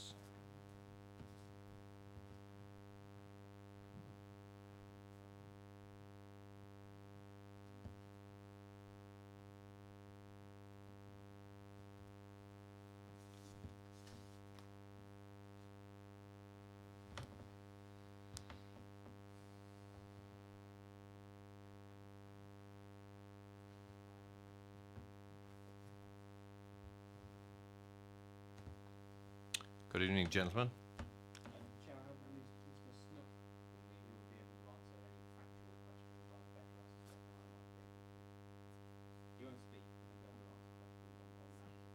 And you are? Stemp. Mr. Stemp, thank you. Then you have 4 minutes. The microphone button's on the base of that stand there. And if you turn, that's it. Turn that towards yourself, please. Thank you. 4 minutes. Thank you, Chair. You have a recommendation to refuse, members of the committee. That would be, in my submission to you, the wrong decision. It would be the wrong decision because you would be leading yourselves into, in my submission, substantial factual and legal error. You would also do an enormous disservice to the substantial benefits that arise from the operation of this site. A number of aspects of the site are already lawful, and those that do require planning permission are compliant with policy, and any remaining concerns the committee might have can properly be dealt with by way of conditions. Drainage, contamination, for example. It is said to you that there is insufficient information. That is plainly something which can be the subject to a condition for submission of further and better details and appropriately worded. It would be unreasonable to refuse permission on the basis of something which can be adequately and properly conditioned. A substantial concern that you'll see raised by officers is that in relation to the bunds and the boundary treatments. The alleged impact by the introduction of incongruous elements, example the fencing on top of the bunds, all of course perfectly ordinary in the context of an agricultural/equestrian site, which this lawfully historically has been and could revert to at any point. So the operation of the business is not what introduces that element necessarily. The point being, if you refuse and seek to enforce, those elements don't go away. And you've visited the site, you've seen how entirely screened the site it is entirely contained. You've seen the visibility from the public realm. The reality is that very little of any harmful impact at all can be seen from the public realm. Any concerns you have can be appropriately and properly mitigated by way of conditions. There are factual errors. Your landscape officer's submission, for example, expresses concern in relation to solid fencing, something which has never and will never exist at the site. Lighting columns still feature in your officer's report. You've heard already that in fact the lighting being excluded is one of the matters for it being returned to this committee as a material difference, yet it remains as a concern identified by officers in your reports. Legal errors. I identified there would be legal errors. The report speaks of the interpretation of the site being isolated from other areas. Unfortunately, in doing so, your officer's report entirely omits to reference any relevant case law on the definition of the word isolation, but worse than that, adopts a definition of isolated which is that which was directly derogated from and disapproved of by the Court of Appeal in case law less than a year ago. It would be a direct contradiction, an obvious legal error, were you to rely on that element of the report. The earth bunds, the officer's report correctly identifies for you that as a matter of law, the question of the presence of the earth bunds is simply, as a matter of function, do they enclose the site? They do enclose the site. Your officers agree with me on my conclusion on that. Your officers, however, then go on to consider that they are not permitted development because of how they appear and how they've been constructed. These are not relevant lawful considerations. Were you to rely on them, you would be led into considerable error. Concerns raised for you on biodiversity. Those relate to an adjoining site. Whatever someone does on site B is of no relevance to what occurs on site A. But I want to move to the positives, the benefits. This isn't a countryside location, but your policy doesn't require that this prove a need to be in a countryside location. Your policy does not require that this need be some form of agricultural business. You will be led into error were you to rely on that. This is a sustainable location for a sustainable business. Over 50% of its current clients, and it is at nearly 100% occupancy, come from within 5 miles of the site, and that will only increase as more houses are built out, increasing the social and recreational availability of holidays to a wider group of people who perhaps don't have the advantage of having driveways which can accommodate and store caravans and mobile homes. You have 1 minute. Thank you, Chair. Of the 600 or so on the electoral roll, there are 134 letters of support submitted in relation to this application. This site, as I said, is at near 100% occupation. Business is being turned away. However, in terms of economic benefits, unaddressed in your officer's report, nearby garages and body shops do extremely good work out of servicing, maintaining and repairing the motorhomes and caravans there. The local economy achieves a significant boost from the presence of this sustainable, functioning and well-maintained and operated business. It improves choice for local residents, it increases recreational choices for those residents and the social aspect of sustainability. It's on a site which on a proper factual and legal analysis is entirely acceptable. Now is the time to grant planning permission, exercise control by conditions and embrace the many benefits of a thriving local business.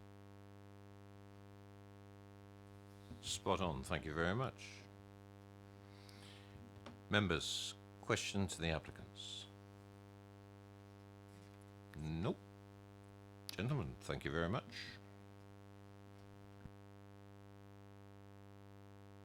Councillor Gardner, please.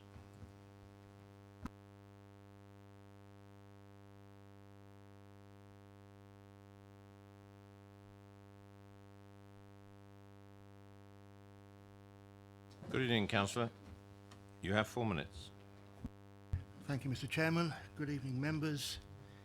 It's deja vu again, and I will apologise if I seem to be repeating what I said last year. This application has come back to committee as the applicant now believes that the concerns raised by the committee have been addressed in the revised application. Looking at the application, I believe they have, but it's for the committee to decide if they are satisfied that enough has been done to overcome the reasons for the previous refusal. The site has been viewed, the committee will be aware of the context in which the site sits, with the business park and the solar farm to the north, and adequate screening now provided on the Bramley Road. The site has been operated without causing undue concern to the locality, and no undue harm has been caused to the natural environment on or surrounding the site. As a piece of agricultural land, the site is isolated and of little economic value. The caravan park is a utilisation of an otherwise unviable piece of land. There is certainly evidence from insurance companies of the need for secure storage sites nationwide and in the borough. While there will be usage of the site from outside the borough, there are and will be applications from within the borough. From an environmental perspective, the site solves the problem of the eyesore of caravans parked on driveways, often in contravention of property deeds. Much has been made in the report of the idyllic rural location, where this site has now evolved into a number of successful commercial operations, well screened from public view. In fact, the screening on the Bramley Road screens all the existing operations, and its removal would detract from the existing rural aspect of Bramley Road. It is important we have a thriving rural economy and an efficient use of the land. The applicant is making the best use of this land by expanding the current commercial activities.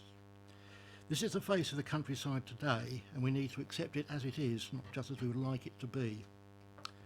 I believe this is a positive use of the site, which fulfills a public need, as evidenced by the letters of support, and in a small way will boost the local economy. Thank you. Thank you, Councillor. Members, any questions to the ward councillor? Nope. Thank you very much. Members, questions to officers? None. You. Yeah, Councillor Harvey. My question relates to the statements that we have had, and I think they're quite serious statements, obviously in terms of legal error and the rest of it that was given. I would really appreciate officers' advice on the back of what is in the report and the recommendation of our officers in response to those accusations levelled this evening.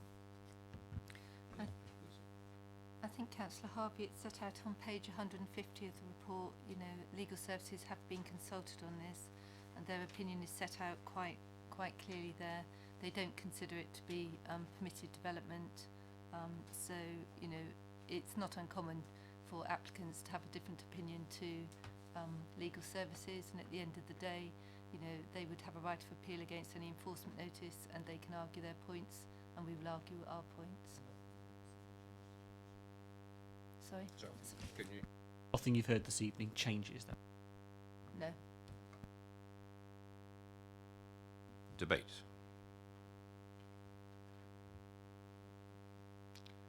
Debate. Sorry, Councillor George. Thank you, Chair. Sort of having this last year and again this year, I must admit there's been very little changes. I've noticed there's some changes proposed regarding lighting and a few other bits, but for me the inclusion of the caravan washdown area is a big concern now. What are they going to be doing on the site? Detergents, washing down caravans, etc. Where does the water go? So things that wasn't there last year per se, and I didn't notice it last year, and things have only got worse as far as I'm concerned. So the impacts of the site on drainage, etc., I do think are significant, and the other aspects, looking at again the opinion of the officers, they've not been adequately addressed. So I personally would move to refuse and enforce this. Thank you. Councillor Bound, is this a seconder? No. Okay, it's been proposed, do I have a seconder for refusal? For the officer's recommendation. Councillor Leeks. Before I move on, Councillor Bound? We are still in debate then, are we? Yes? Yep, okay.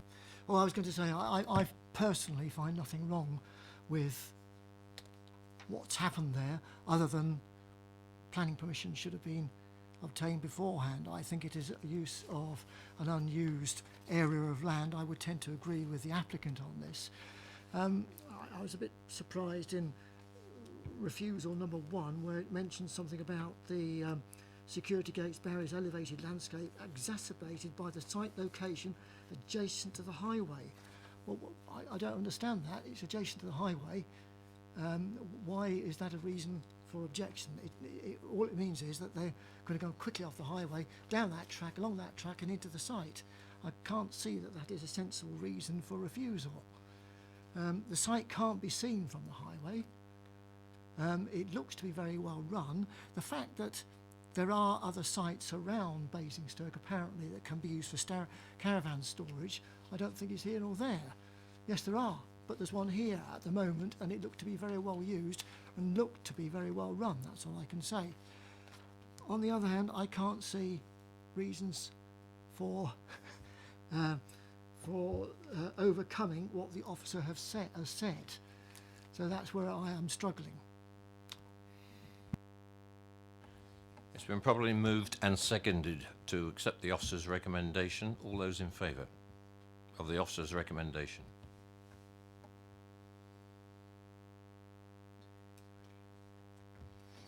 All those against?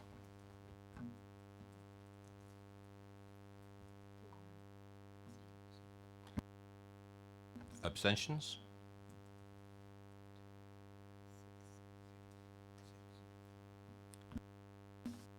The officer's recommendation is approved. Officers? Thank you. That application is duly recommended for refusal for reasons set out in the main agenda report, and enforcement as also set out. Duly refused. Thank you. Move on to item number 4.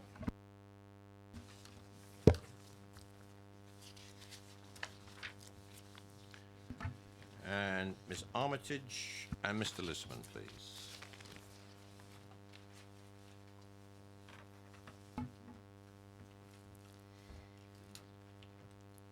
Thank you. This is an application for change of use of land from agricultural to BH use as an extension of Berry Court Business Park.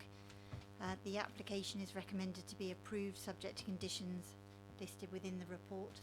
And there is an update. There was a viewing at the site, and there are also a number of additional comments received in public observation and representation. There are revised conditions and additional conditions set out within the main agenda report and additional informative. Thank you. Thank you very much. And you have 4 minutes.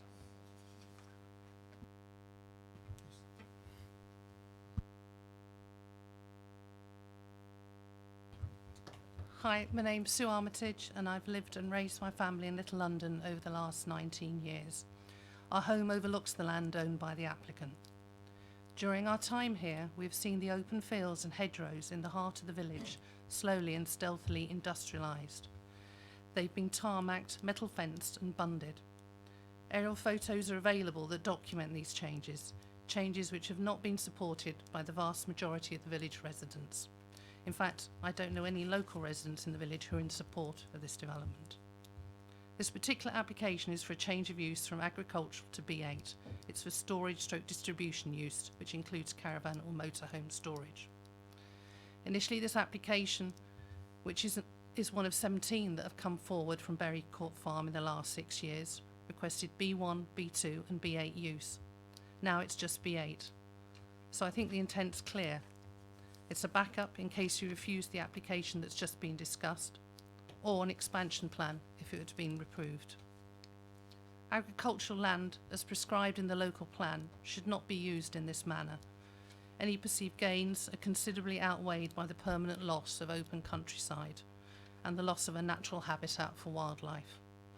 Aerial photographs chart the fact that Berry Court Farm has now become a sprawling industrial estate, and this proposed parking/storage area is out of scale with the businesses currently located in the park. Hello, my name is Robert Listman. I'm a resident of Little London and also happen to be a Pamber Parish Councillor. I'm not here today as a Parish Councillor, but as a resident who's lived in Little London for some time now with my wife, who's raised in the area, and my 2 children. There's no justifiable need or public interest for the storage area to be in undeveloped countryside, and we believe the arguments presented in support of this development are far outweighed by the harm caused. It would clearly have a harmful impact on the character of the area, as acknowledged by the officer. Furthermore, the Council's own landscape team objected to the proposal, stating that it would result in unacceptable adverse impacts on both local landscape character and visual amenity. Berry Court Farm has been confirmed as an unsustainable location by the Planning Inspectorate, and there's been no evidence provided to show this application would not have a negative impact on biodiversity, a requirement of the NPP. It was a requirement that before the solar park in the adjacent field was approved, environment surveys be carried out, and clearly the same should apply here, if of course the area has not been already cleared. The site is or was currently grassed over and relatively open. However, a recent high security fence has been erected around 2 sides of the site. Presumably this is part of the security measures required ahead of storing high value vehicles. Notwithstanding the environmental harm caused and significant negative impact on the character and appearance of the area, Berry Court Business Park is currently home to numerous small and growing businesses, and expanding the site for the use of storage removes any possibility of additional employment being generated through B1 or B2 use. Therefore, this application removes any social economic advantage or development that benefits no other than the applicant. It's difficult to see how this proposal, which is essentially the same as the previous application on the agenda, can be considered acceptable given the decision of the committee to refuse the caravan storage area. So, the harm caused far outweighs any benefit, and clearly this is not a form of farm diversification. Therefore, we respectfully request the application is refused. Thank you very much. Thank you. If you put your microphone off, please. Thank you. Members, any questions for the speakers? Nope. Thank you very much. Councillor Gardner, please.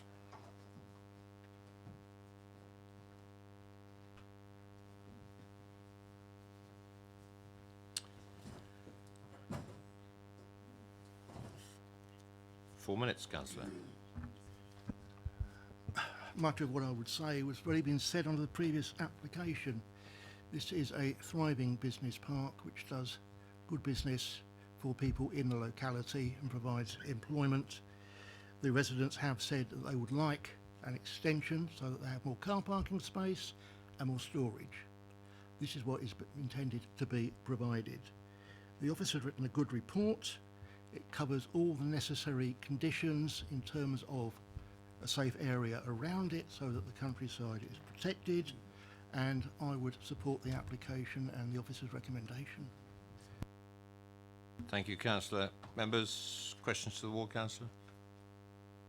Nope. Thank you very much. Members, questions to officers? Councillor Westbrook. Yeah, can I just clarify whether the officers think that condition 13 is going to be strong enough to stop the height of caravans? The 2 metres, I think, is pretty low. I wonder if you officers have looked at that in relation to what was said earlier. Yes, sorry, I did actually mean to mention this at the start. Rather than materials, I think we would suggest amending the wording of the condition to say no items or other materials. Yeah. Any materials? Yeah. I know that was discussed at the viewing panel. Are the members happy with that wording? Well, the officers obviously are. Councillor George, followed by Councillor Saunders. Thank you. I must admit that was a point I was going to make, but I would also like to just ask the officers, given that we consider the bunds to be not permitted development, is this not partly a retrospective planning permission? Because they've already got the bunds existing on the site already, so is it not partly retrospective at this stage?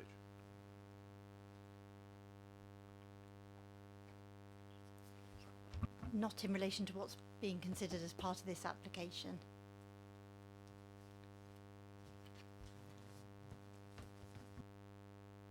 I think what Councillor George, sorry, I thought he said the right thing.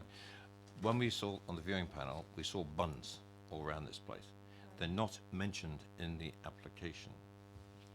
Would that, and we want, I think the question is this, should this not be a retrospective one because work has already started on the site?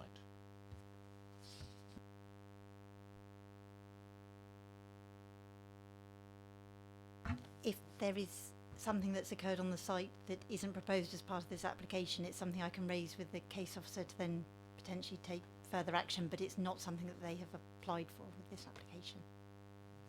Thanks. Thank you, that's clarified that. Councillor Saunders. It was really just to clarify what actually is covered by B8. What does storage mean?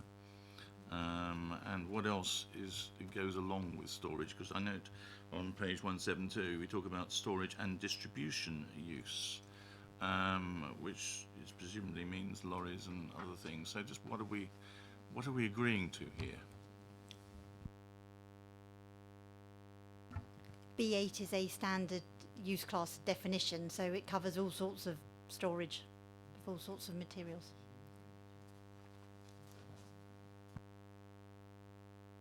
Sorry, could you, I mean, you've actually said here it's was storage and distribution use. I mean, distribution requires you to have lorries coming in and out.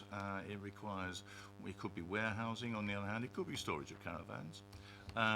It could be all sorts of things. I think we just need to be very clear what we're agreeing to in this situation if we decide to pass it. So just to clarify, the B8 storage and distribution is the use class that's being applied for, so effectively as any storage, the control that's being suggested is through condition 13 in terms of the height of that storage, but it would allow for storage and any storage and distribution use. There's other conditions on there in terms of how the site would be laid out, because the application hasn't actually proposed anything substantive in terms of the physical layout, but that would equally be controlled by those conditions. So the committee are considering a, if you like, open storage and distribution use, which is the standard terminology for a B8 use class.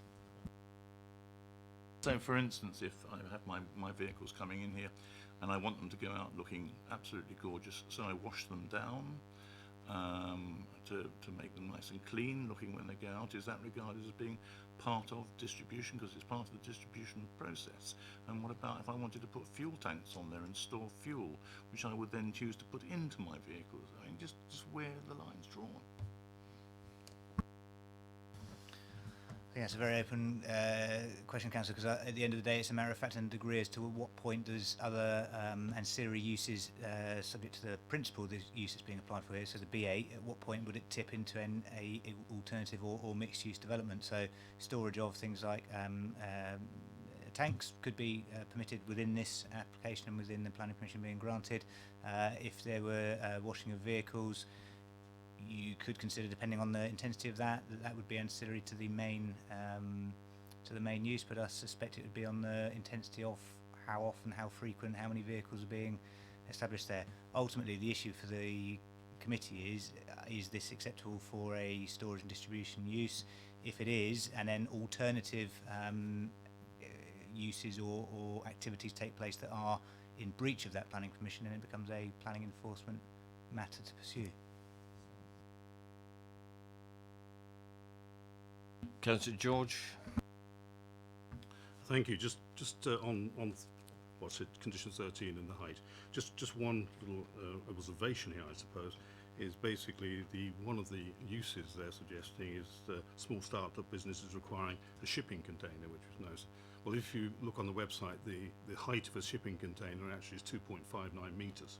So we're already in a position where what they're saying that they're going to use the site for exceeds the 2 metre threshold anyway. So I'd just like to make that observation.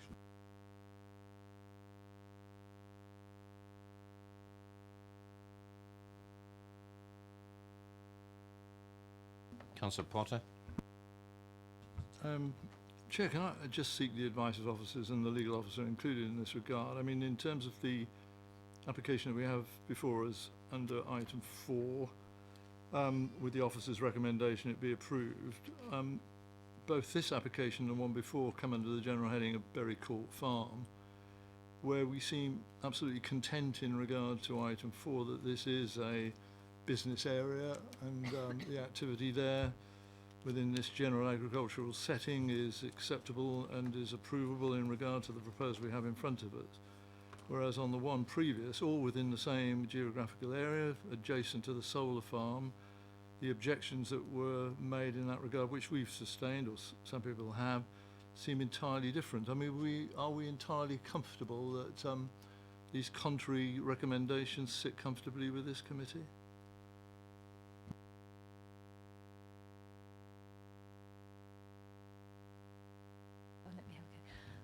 I suppose it's a planning question really, but at the end of the day, one is open countryside and the other is an extension of an existing business park. But so I think there clearly is a difference. No doubt Mike will add to that. Entirely agree. It is an issue of planning judgment, but ultimately the officer recommendation on this one is that it is seen as part of the extension of the within the terms of policy EP4, extension of the area to the north, whereas the one to the one in the previous application was seen as separate from that. The fact that they are all under the name of Berry Court Farm in itself, I don't think is necessarily a direct issue. So yes, we're satisfied with the recommendation on that point. Chair, if I may, just on one point regarding condition 13, just in terms of we referenced the fact of suggested changing that condition to refer to items and materials, that could also cover vehicles, so it effectively just being absolutely precise and clear that all matters shouldn't exceed 2 metres, and as I understand those points have been discussed with the agent for the application. Right, debate. If there's no debate, I'll move the officer's recommendation. Do I have a seconder? Thank you, Councillor Potter.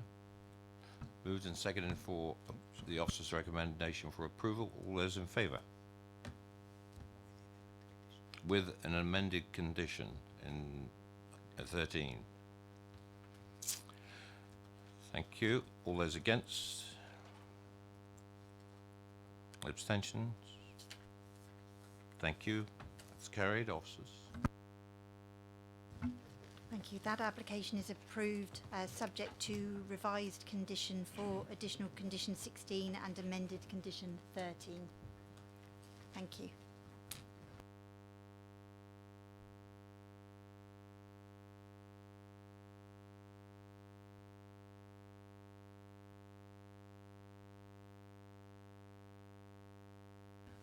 Right, item number 5, Buckland Parade. I'll get the officers to introduce it. Just to mention that we left this one before in the middle of debate, and that's why we're going to pick this one up, because we requested at that particular stage for clarification. Officers? Thank you, Chair. Item number 5, which can be found on page 187 of tonight's agenda, is for the change of use from a use class A1 to use class A5 and the installation of a new shop front and kitchen extractor system at 8 Buckland Parade. The application is recommended for approval as per the officer's report in tonight's agenda. Thank you. And I think the officer's report actually reminds us of where we were, and it was the question of parking down the side of the building. You've all had a chance to read the report. We're in debate. And do I have any speakers? Councillor Harvey? Thank you, Chair. Can I thank the officers for the paper before us, and can I pick up a couple of points that seem to me relevant to the conversation thus far on this application. On the bottom of page 188, we talk about bin storage, including collection facilities and deliveries to the unit. And I'm concerned here that we are combining both refuse storage that will involve refuse in an alleyway alongside the delivery of what potentially would be foodstuffs associated with the class use that we're offering. So as a starting point from an environmental health perspective, I'm concerned about the combination of having potentially bin storage facilities right next to deliveries. And that in itself is a concern. The fact that those particular items, the bin storage is in the alleyway, begs the question where the storage would be specifically in relation to vehicle movements.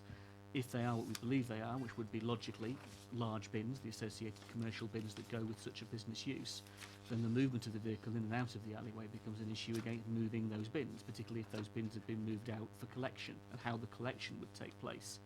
So I think there's arrangements there within the alleyway that are of concern, still of concern in that how it would operate. The officers refer to the fact that the vehicle would withdraw or reverse out into the road. The movement of the vehicle out of the alleyway into the road, as you can see there at the angles, creates an issue where you would think, in previous applications I've known, applicants who go through perhaps the considerate developers' proposals would have a banksman there, because you are actually reversing out potentially into a situation of oncoming or moving traffic. And can the driver be secured from a safety perspective, reversing in and reversing out of that alleyway in a safe condition? I asked the question. The report itself doesn't answer that, but nonetheless it still raises the same concerns we had before around the movement of the vehicles. If we're now saying that staff parking would be also combined with visitor parking, we have an issue whereby what are the parking spaces for? Again, that was debated before. I know Councillor before that raised the same points about the overlapping uses of those car parking spaces. How many times can you use the car parking spaces? If they are visitor spaces, they are there for a short time. If they are staff spaces, they are there for as long as the employees are actually working at the facility, working at the place. Again, the conflict of uses in that regard, that's a concern.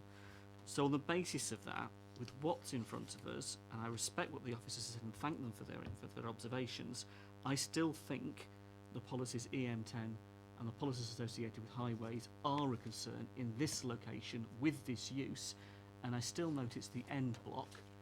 Therefore, again, the location of this is particularly important in regard to the whole shopping parade, if you like, and the operation of the whole shopping parade. Yeah, I still have concerns, and I don't at the moment have those answered to my satisfaction of supporting the application as it's before us.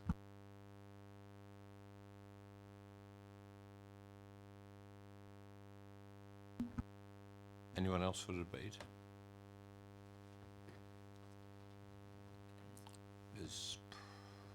Do I have any proposals? Councillor Harvey. I mean, I'm happy to recommend for refusal on the basis of the conversation, the debate I just had, rather than repeating it. I mean, I'm happy to stand by what I've said as options for refusal. Thank you, Councillor. Just clarify, under policy M10, that's the, if I've understood correctly, but just for the record, that is in relation to the operation of the service yard, if we call it that, but specifically in relation to the movements of delivery vehicles, etc., from that yard in the absence of turning, so effectively potential to come out in a reverse gear, appreciating the existing situation, and also the parking arrangements in relation to staff parking in particular. Those are the two main issues.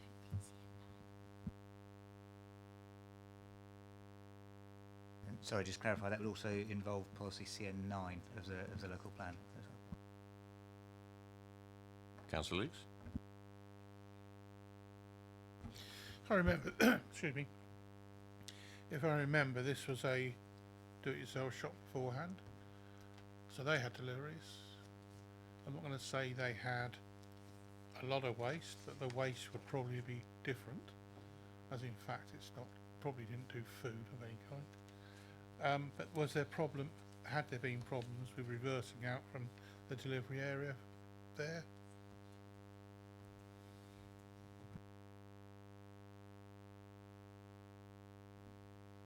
Don't think we can answer that. It's not a question, we're in debate. I've got a proposer for refusal. Do I have a seconder? Councillor Potter. It's been properly moved and seconded for refusal. We do have the reasons for refusal. All those in favour?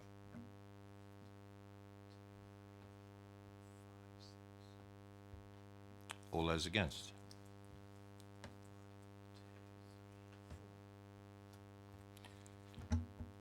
The application is refused for the reasons already provided. Officers? Thank you, Chair.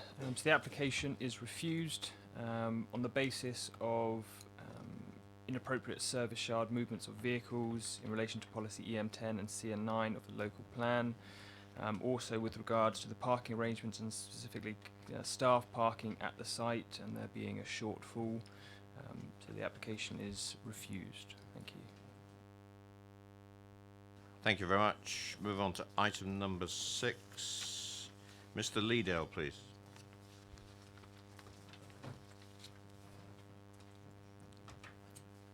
Good evening, Mr. Leedale. I'd just like to sit tight and the officers will present the application. Thank you, Chair.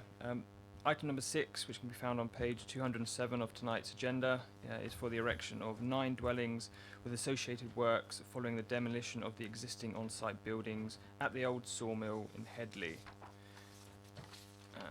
I would bring members' attention to the update paper where a further letter of objection has been received, and you can see the comments from the officer on the update there for you. The application is recommended for approval, subject to conditions, as per the officer's report in tonight's agenda. Thank you. Mr. Leedale, you have 4 minutes. Off you go. Thank you, Chairman, for allowing me to address the committee, IAC, for the applicants. We have high regard for your officers and the thoroughness of their report. As such, there's no merit in taking up too much time of for the committee. Suffice to say, the proposal accords with the policies of your local plan, as well as addressing a housing land supply shortfall. The site is previously developed land and has a lawful Class B2 general industrial use as a sawmill. By its nature, this would be noisy and disturbing should it recommence. There would be no harm to residential amenity as a consequence of the proposed development. The applicant has provided a mix of dwellings in accordance with the relevant policies and the housing market assessment. There is no objection on the grounds of ecology or other related matters, and there are opportunities for biodiversity enhancement. There is no objection on highway grounds, and the traffic for this development must be set against that for the lawful commercial use, which is unfettered and involves HGVs. There is an opportunity for some minor works to the highway verge, which would materially improve visibility at the junction with the A339. The design is considered suitable, and there would be no adverse impact on the wider landscape as a result of the development. There is the added gain in clearing any contamination should this be found in construction works, and this is covered by the submitted reports. For these reasons, the proposal is acceptable, and I would urge you to grant permission in accordance with your officer's recommendation. Thank you very much. Members, any questions for the applicant? Nope. Thank you very much. Councillor Radican.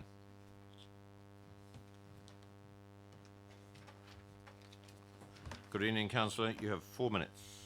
Thank you, Chair, and thank you, committee. And it's the first time I've been at committee since an episode in my health, so I'd like to thank many of you for your letters of support, and my recuperation has been very good, so thank you for all of that. It really was massively appreciated. It's unusual for me to be here in front of you with a officer's report that is for approval, but frankly this is a win for us as a local community. It moves us on an SS6 site of previously developed land. Its lawful use would mean that HGVs turn into the A339, and as we all know, that is a dangerous and fast road. The fact that highways have not objected means that we can safely say that cars going onto that road is a much better position than we'd had lumber going onto that road. But I also think the work that I have done, if I'm honest with the applicant, to change his view that this should be a site for large housing, because we have many large houses within my ward, many of which you have approved with a little thought from me, I hope. But this is a much better scheme. The 4 approved houses are of large 5-bedroom sizes. I think that this is a win for my community. The realization that we are going to get 3 2-bedroom dwellings, and it is a mix that local people can afford, is good news. The fact that we have reduced the number of 5 bedrooms down to 1, and it will be a mixed site. Obviously, the fact that it is within 300 yards of the A339 means there's a bus route, and there are jobs at either end of that bus route, both in Newbury and here in Basingstoke. So it is a very sustainable site. And it is an improvement on what is there, which is a brownfield site that is not used and may be contaminated, which would be removed with the conditions that are set out.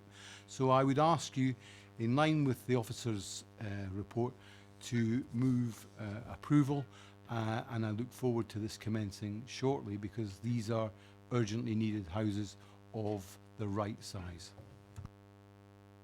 Thank you very much, Councillor. Members, any questions for Councillor Radigan? No? Very succinct, thank you. Questions to officers? None? Debate? Councillor Saunders? I think I would agree with all the points made by Councillor Ratigan. This is something worth supporting, and I would like to move approval of the application with one minor caveat, which I don't think we can do anything about, which is that having looked at the designs of the houses, they're incredibly dull. They are very boring suburban houses plonked down in the middle of Headley, which is a nice place. I do hope that they might be able to go away and just rethink it, with Councillor Ratigan's help, and come up with something which is a little bit more in keeping with the vernacular of North West Hampshire. Seconder? Councillor Westbrook. Moved and seconded for approval. All those in favour?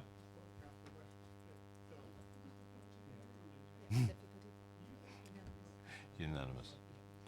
That's approved. Officers? Thank you, Chair. So the application is approved, subject to the conditions in the officer's report as shown in tonight's agenda. Right, move on to item 7. And no speakers.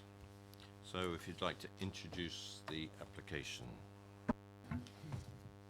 Thank you. This is an application for the installation of public artwork. There is an update to the application, and just to set out, it's land at Kennel Farm, but it's now more commonly known as Longacre. People may know it in either regard.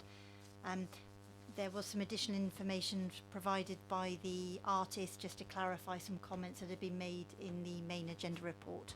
Thank you. Thank you very much. Questions to officers? Councillor Potter. Sorry, Councillor Harvey. I went quickly, too quickly there. I was thinking, you were looking at me, but it wasn't my name. Just to clarify, can I ask officers, did ward councillors get consulted on this? And do we know if the community themselves were consulted on this in regard to the artwork? Or was it just created as part of the Section 106 and dumped it? Having been subjected to this myself in my own ward, it's just a matter of a question, really. This application, obviously, ward members were consulted in the normal way, and as were members of the public. They were notified of an application. The reason the artwork has come forward is as a result of a Section 106, which was required as part of the approval of the application, which was allowed by the inspectorate. And one of the requirements was for artwork not exceeding a limit of £30,000. The Section 106 details were agreed between the council and the applicant previously, and therefore, but the timing obviously hasn't matched between this application coming forward and the approval of the Section 106 details.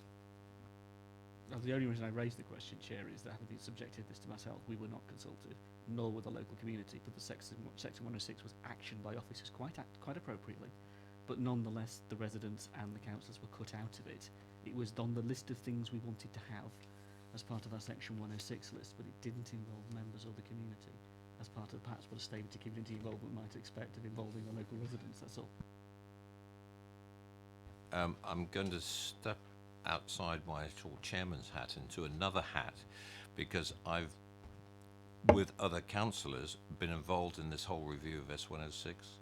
They've actually got an agreement which I was asked to have a look at within the last 48 hours of a flowchart about how 106 is going to be conducted in the future, and the top of the list is a consultation with ward members. Number one, and we start all the way down the sequence. So I just thought I'd let you know that one as you raise the topic. Another question for officers? Right, debate. Councillor Potter. I just wanted to agree with a couple of sentences in the report, really, Chair. And I mean, the sort of conversation really in regard to the sort of, the actual design of the feature, which I've always said design is fairly subjective, but certainly the last sentence that's on page 242, however, public art and art in general, whilst it should in such instances be a representation of the site's context, evoke a response and discussion point for the community. Well, I can guarantee it will do that. So it's certainly succeeded in its brief. I mean, the preamble is that the inspiration for the proposed artwork has been taken from the conflict between the archaeological past and its intersection with the modern. Well, good luck with that then. So, it's going to evoke all sorts of commentary, really, and perhaps that's how it should be, really, rather than something that's bland. And as Councillor Sanders runs, he doesn't want bland things, does he, really? So, that's right. So, good luck to the people who've done it, really. I support the application. Yeah. Is that a proposal, Councillor Potter? Oh, fine, thank you. Do I have a seconder? Councillor Keating. You got there first, sir. Properly moved and seconded for approval. All those in favour?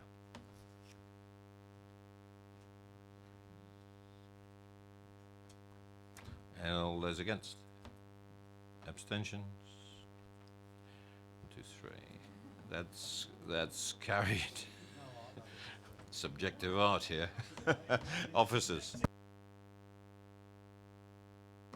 Thank you. That application is approved subject to the conditions set out in the main agenda report. Thank you. Thank you very much. Item number 8, the gamekeepers. And could I ask, let's get my list. Ms. Hooper, please.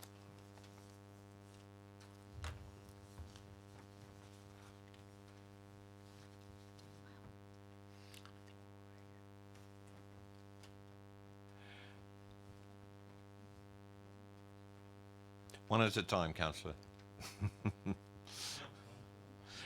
Good evening, Ms. Hooper. We'll just get the introduction to the application, then I'll ask you to come forward. Ask you to speak then. Go ahead, officers. Thank you, Chair. Item number 8, which can be found on page 253 of tonight's agenda, is for the erection of 2 3-bed semi-detached cottages and associated parking, as well as the formation of a replacement car park to serve the public house at the Gamekeepers in Maple, Durwell. I'd like to bring members' attention to the update paper, where additional plans have been submitted by the applicant, which demonstrate the on-site parking as the existing car park, and also an amended plan which annotates the proposed replacement garden amenity area to be associated with the public house. As a result of that, condition 1 has been updated to reflect the amended site plan. In addition to this, we've received further comments from the Parish Council with regards to the impact of the proposal on the conservation area, and they are detailed in the update paper for you this evening. Finally, there's some officer comments just addressing the points raised, as well as the comments from the viewing panel. The application is recommended for approval, subject to conditions listed at the end of tonight's report. Thank you. Ms. Hooper, you have 4 minutes. The microphone button's on the bottom of that plinth. Yes, please do. Yes? Don't worry, I'll time you. Thank you. That's it. This application for housing on the car park of the Gamekeepers pub is made on the assumption that the land is developed land, otherwise known as a brownfield site. Policy SS6 of Basingstoke and Deane Borough Council is used and applied to determine whether a brownfield site is suitable for new housing in the countryside. However, the Planning Service booklet of the Ministry of the Environment, called Parking Standards, clearly puts all pub car parks in the category of sui generis. They are not in the developed land category. Policy SS6 cannot be used to determine if houses can be built on land classified as sui generis. Maple had some green agricultural land approved as a dog walking area not long ago, and it was classified as sui generis. Policy SS6 cannot be used to apply for housing on it. On that basis, the proposed houses cannot be considered, and therefore a new car park on the pub garden is unnecessary. This planning application is also a proposal to turn the pub garden into a car park for 21 cars. On many occasions there have been 30 cars parked, comprised of staff and customers' cars. I maintain the proposed one would be much too small, and of course by not building on the present one, the new one would not be needed. We read in the press that pubs are closing weekly. This is the last thing the village wants. It's a thriving, sophisticated business used by people from miles around, and so it must retain all its present assets, of which the main external ones are its back garden and the present large car park. This is a country pub, and a major feature of a country pub is very often its garden. Mr. Costello seldom uses the garden, but his successor really should have the chance to use this valuable asset. Policy CN7C requires the proposal to provide benefit for the community to outweigh the loss it has incurred, which it obviously does not do. I really feel that the garden must be retained, and there is no proven need for any housing on this site. I find myself in disagreement with the case officer's report and support the conservation officer's view. The pub and its environment is a much cherished part of this ancient Hampshire village. We must not let a valued asset of the countryside be removed. There are other areas of developed land in Maple outside the conservation area which could be developed without affecting the village assets. Thank you. Thank you very much, and very timely at 3 minutes. Do Appreciate I go? that. No, please sit still, and if you could turn your microphone off. Thank you, because I give the members an opportunity to ask you some questions if they so wish. So members, are there any questions for the speaker? And and they're letting you off tonight. Thank you very much. Mr. Costello and Mr. Runkle.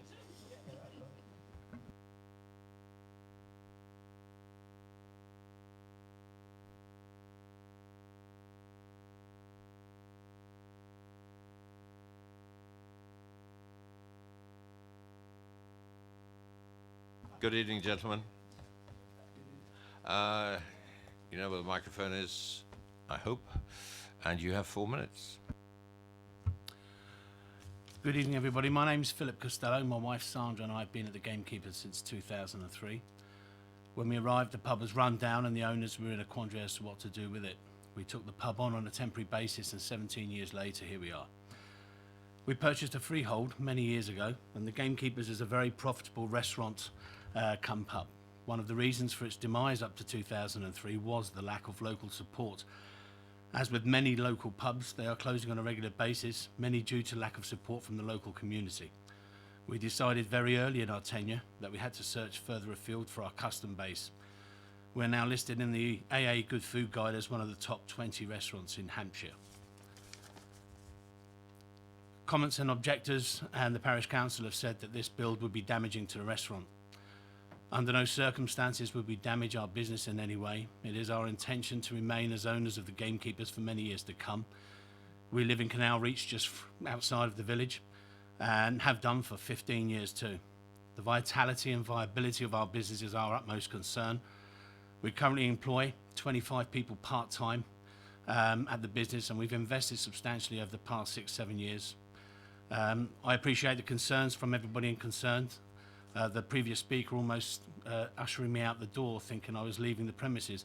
It's our intention to stay at the Gamekeepers. We want to grow it, and I believe that there needs to be limited growth to help places like the Gamekeepers survive in a rural environment. The building with 2 little cottages will be kept as assets to the pub. It's an investment. They will help secure the long-term viability of the restaurant. Thank you. Thank you for the thank you for the opportunity to speak in support of the application. We believe the proposal will make a great addition to the village, using previously developed land to provide 2 modest 3-bedroom dwellings. In terms of design and siting of the proposed buildings, the officers are now satisfied with the setback from the frontage and the reduction in size and height. The buildings will be of style and detailing to reflect the older properties nearby. We believe the scheme will improve the character of the area by removing the large Howard standing to the side of the building, with a new parking area that will be sited behind the existing building. By virtue of the position and with a robust planting scheme, parked cars will be screened from the wider landscape views. The new parking area provides the same number of spaces as the existing, as indicated on the plan, which is referenced in the update to the committee report. As explained on the site visit and indicated on the updated block plan, the garden to the side and front of the pub is to be retained for the use of patrons. This will ensure there is still a substantial amenity area available. In terms of the viability of the pub, the applicant has explained how he's transformed the business, and there is absolutely no intention to develop the property. It's quite the opposite, and should this application be successful, it will allow for the investment into the establishment. This form of development is supported in the MPPF under paragraph 70H, which states, planning policy should identify opportunities for villages to grow and thrive, especially where the support will support local services. It must also be accepted that in the past 15 years, since development at the Hollies and Frog Lane were approved, there have only been 2 dwellings approved. One which was a replacement dwelling at Green Acres, and a redevelopment of a B8 storage building in Maple Durwell barn on Tunworth Road. This is the net addition of 1 house in 15 years in a time we're told we're in a housing crisis. Obviously, there are few people who welcome development in the area, but even those objecting must accept the housing is required. Just under a minute. Thank you. We have worked closely with planners and believe this to be a well-designed, modest development, making efficient use of previously developed land. We feel strongly that the proposals will enhance the character of the area, wider landscape views, and ensure the viability for the pub in the future. Thank you. Thank you very much. Councillor Potter. Hello, gentlemen. Mr. Costello, I think I heard you say, obviously, and I understand this in terms of your reputation, which is exceptionally good and is growing all the time, really. Obviously, your intention would be to expand your customer base, really, and to draw in people from far and wide. And I understand all of that. It makes the viability of the business even better. But that, by definition, I think means more people arriving by car rather than less, doesn't it? I would have thought, and you'll have an answer to it, that instead of restricting yourself to 21 spaces, which you say is currently the provision, you'd want to be having more than that. Otherwise, you're going to have some conflict of overflow. If there is an overflow, how would you expect the customers to the gamekeeper to park in that location? Do you have a view on that? Yes, certainly. We are we're a 40-seater restaurant. 21 spaces has sufficed in the past. Of all the employees I have 3 chefs that live upstairs in the building. That's the living accommodation for them. Of all the employees we have, every single one is under 21. They're young boys and girls who, 1 or 2 may drive, but the majority don't. It's been that way for the 17 years I've been there. We don't intend changing it. It's a policy that's worked for us. Yes, you're right, there are a lot of people come from a long, long distance to us, which was the market we went for. The majority of those are straight from work. We tend to get a lot of business guys and ladies straight from work. Lunchtimes are extremely quiet for us. We do shut 2 lunchtimes a week as well. We do rely upon the business aspect of the pub and the fine dining experience. At this present moment in time, we find the car parking space is adequate for our business. We've grown to that level, and we find the plans put forward with the same amount of parking will certainly be adequate for us in the future. Thank you. Thank you. Councillor Mrs. Westbrook. Thank you, Chair.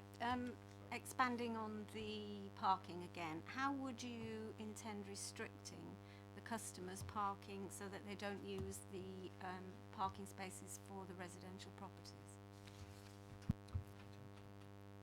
There's a gate provided, so the residential parking will be separate, almost a little fork, if you like. So parking for the residential properties is behind the gardens, and the parking for the pub will be separate. So the 2 spaces are segregated.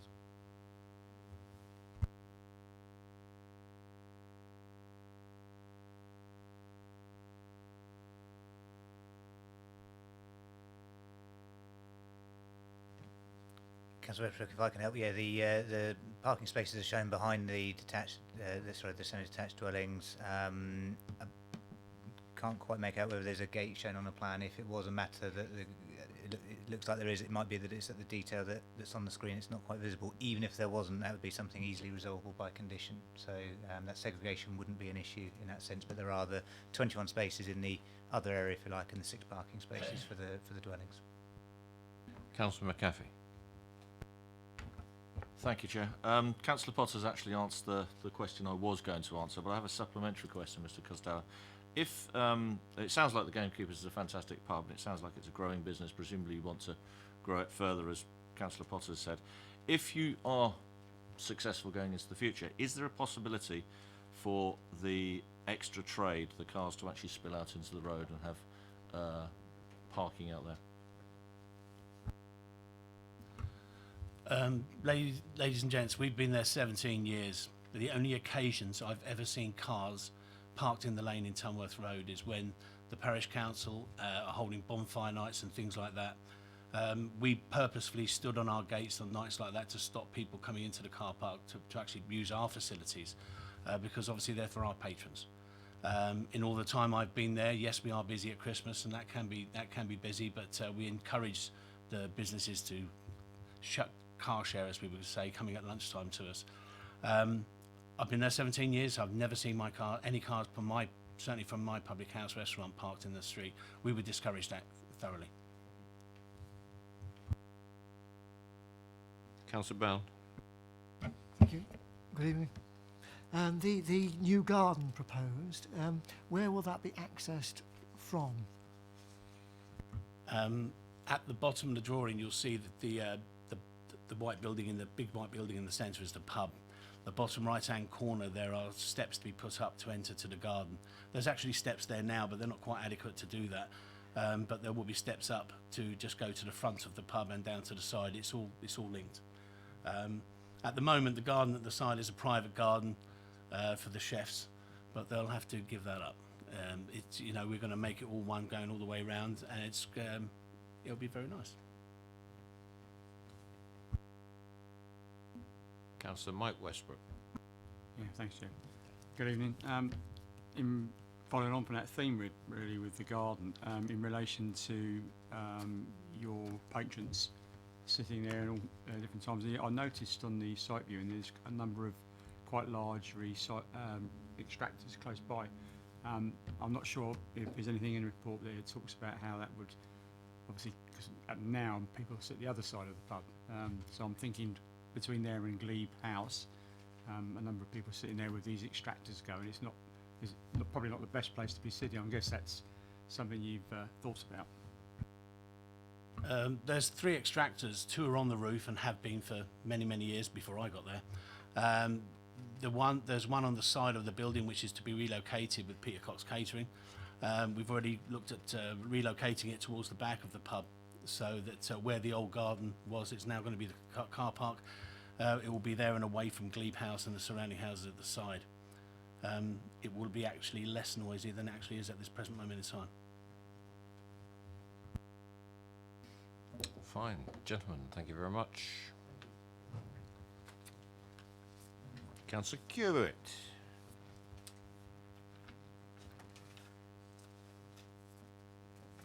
Good evening, and you have 4 minutes. Good evening. Basically, in relation to this, many in our community are opposed to this proposal as they fear it is not well related to the existing settlement and it is not sympathetic to the character, form and appearance of surrounding existing developments. They believe that it breaches EM10, CN7, EP4 and that it doesn't meet SS6 requirements and it fails to respect the conservation area. The breach of EM10 does not positively contribute to the local distinctiveness, sense of place and existing street scene, does not take into account the conservation area which identifies the local character and distinctiveness of our area, which is valued highly by our community and therefore fails paras 2A and 2C. Breach of CN7. This very successful pub, and we have to commend the applicant, is an essential facility. It sustains and enhances the vitality and viability of our community. It meets an identified local need, and it is the heart of our community. We fear that the removal of the parking and the garden being lost would end up with us possibly losing this essential facility. The car park is in the evening regularly full, and there is no space on the road for overflow cars. We believe that this development proposal will be detrimental to the existing business and will result in the loss, could possibly result in the loss of this important valued facility. In paragraph 5.66 of CN7, it states pubs are considered as an essential service and the policy covers land upon which it sits in order to avoid the loss of important community facilities. So the car park is the land on which this facility sits. We also believe it's in breach of EP4, the rural economy. It is in breach of paragraph D, as a removal of the car park will not enable possibly the continuing sustainability of the successful pub. And in para 7.37, we believe that it does not, it is not appropriate to the site's context, and that the car park has high value to this business in the future. Moreover, it is believed that it is in breach of SS6 in that it is not actually a previously developed land as is stated by the officers. And even if it were to be considered correctly as previously developed land, which we do not believe it is, it would breach section SS6 paragraph A.3 in that the proposed use and scale of the development is not appropriate to this site's context, which is also reflected in EP4 paragraph D. Finally, it is in breach of the conservation area, as the conservation officers themselves rejected this proposal and said, in their own words, as a village pub, it is a key building within the conservation area and it should be apparent as the most significant building in the vicinity. The Gamekeepers is central to the identity, nature and sense of place of this part of the conservation area, its historical context and the historical landscape. Those are the words of the conservation officer. So finally, in conclusion, it is believed by the Parish Council that the revisions are insufficient, and as the Parish Council states itself, this approval if this application is approved, it will have a detrimental impact on a thriving rural business and result in the destruction of an historic community asset. Thank you very much, Councillor. If you could, thank you. And members, any questions for the ward member? Councillor Potter. Hello, Councillor Cubitt. I just want to concentrate on one thing, really, and I mean, I think you and I historically have been at one in regard to our sort of interpretation of and flexibility under policy SS6, and we've used it to good effect, I think, in the past. And I think it's fair to say, historically, you and I have agreed that a car park area would be described as previously developed land, brownfield land, and we've been content with that. I can remember sort of precedent set for that. I mean, on the very fine point on this, I mean, would you accept with me this could well be determined as a brownfield land site because of that historical car park use, as we have done in the past?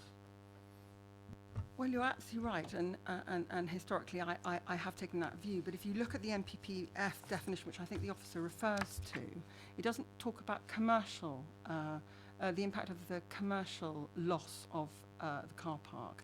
I think it's in paragraph, I don't know whether the officers can help me in this, but they make a reference to it in the paper.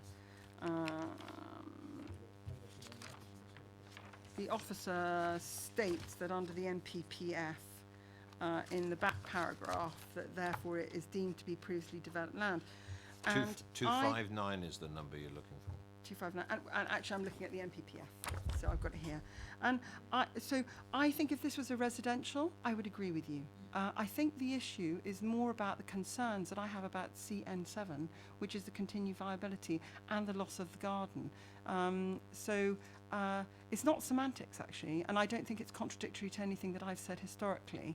I think genuinely, if this were a private house, it wouldn't negatively impact on a private house, but it's not a private house. It's a phenomenally successful business, and I commend the applicant for his success. But that and his ability to evaluate his own business. But I still have grave concerns, and as was pointed out by the resident who spoke earlier, Mrs. Hooper, and I don't know what the officer's views are on this because I don't profess to be an expert, but on this sui generis point in relation to a car park when it's related to a commercial entity. Chair, just ask one thing because of Councillor Cubitt's comments, really. In regard to, I guess what I describe as the owner's business plan for the future, if he has determined by his own decision-making process with advice that this is going to be maintained as a viable business in the future as it is now, isn't that a decision for him without intervention from us as a planning committee?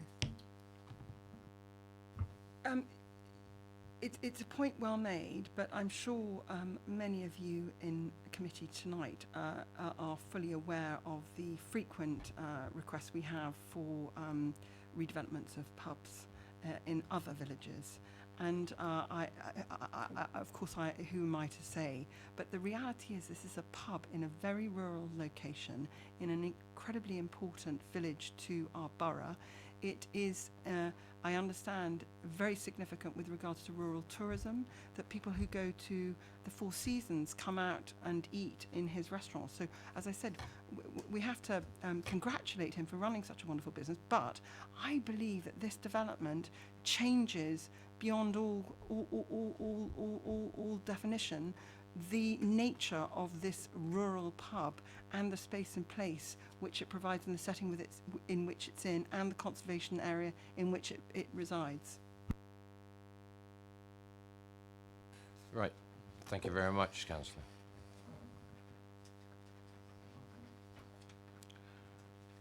Members, questions to officers. Councillor Saunders. It's some clarification, really. The update mentions that a revised plan has been submitted. Is that different from the one that we have in our pack? Because if it is, I've been struggling to try and work out what is the difference between the original pack and the revised plan, because it isn't included in the update. So we're talking about something and maybe we're not looking at what actually we're talking about. Thank you, Councillor. So the difference between the block plan provided in the agenda and the one submitted by the applicant just annotates on the plan where the proposed garden area is to be located. The block plan itself doesn't change, the layout of the site doesn't change. It was merely an annotation just to demonstrate where the public house garden will be relocated to.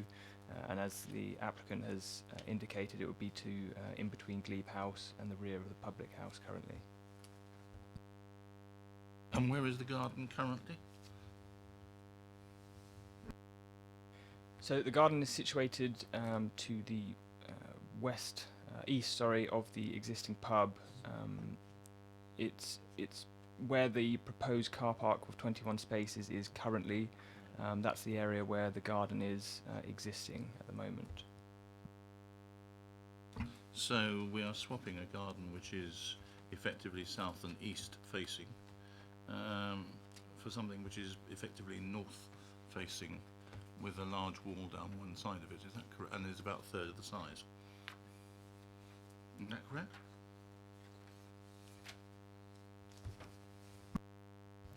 That's the location of the proposed garden as you described it. It's to the north side of the public house there.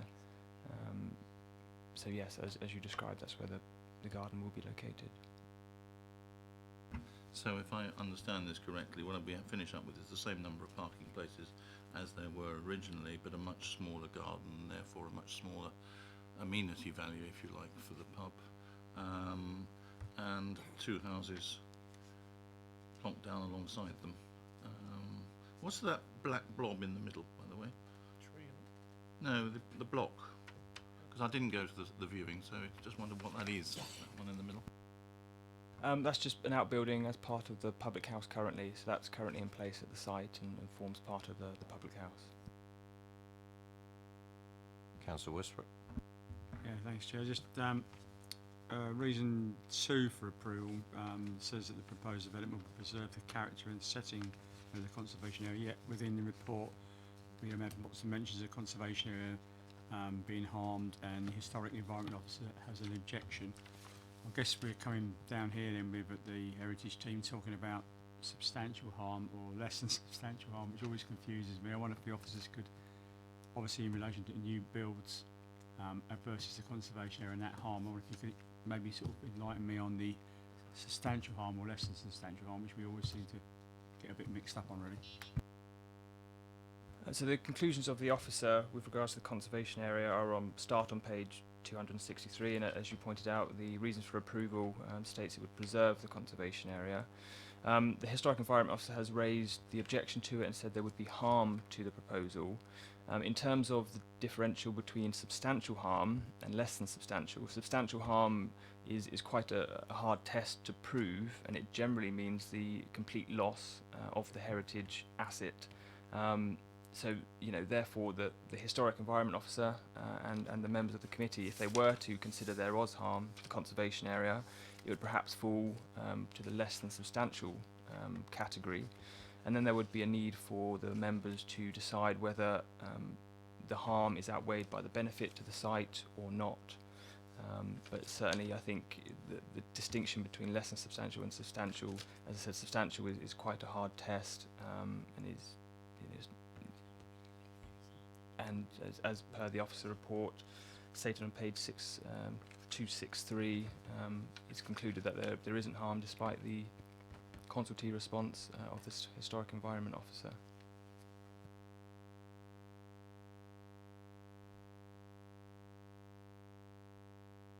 Councillor Potter.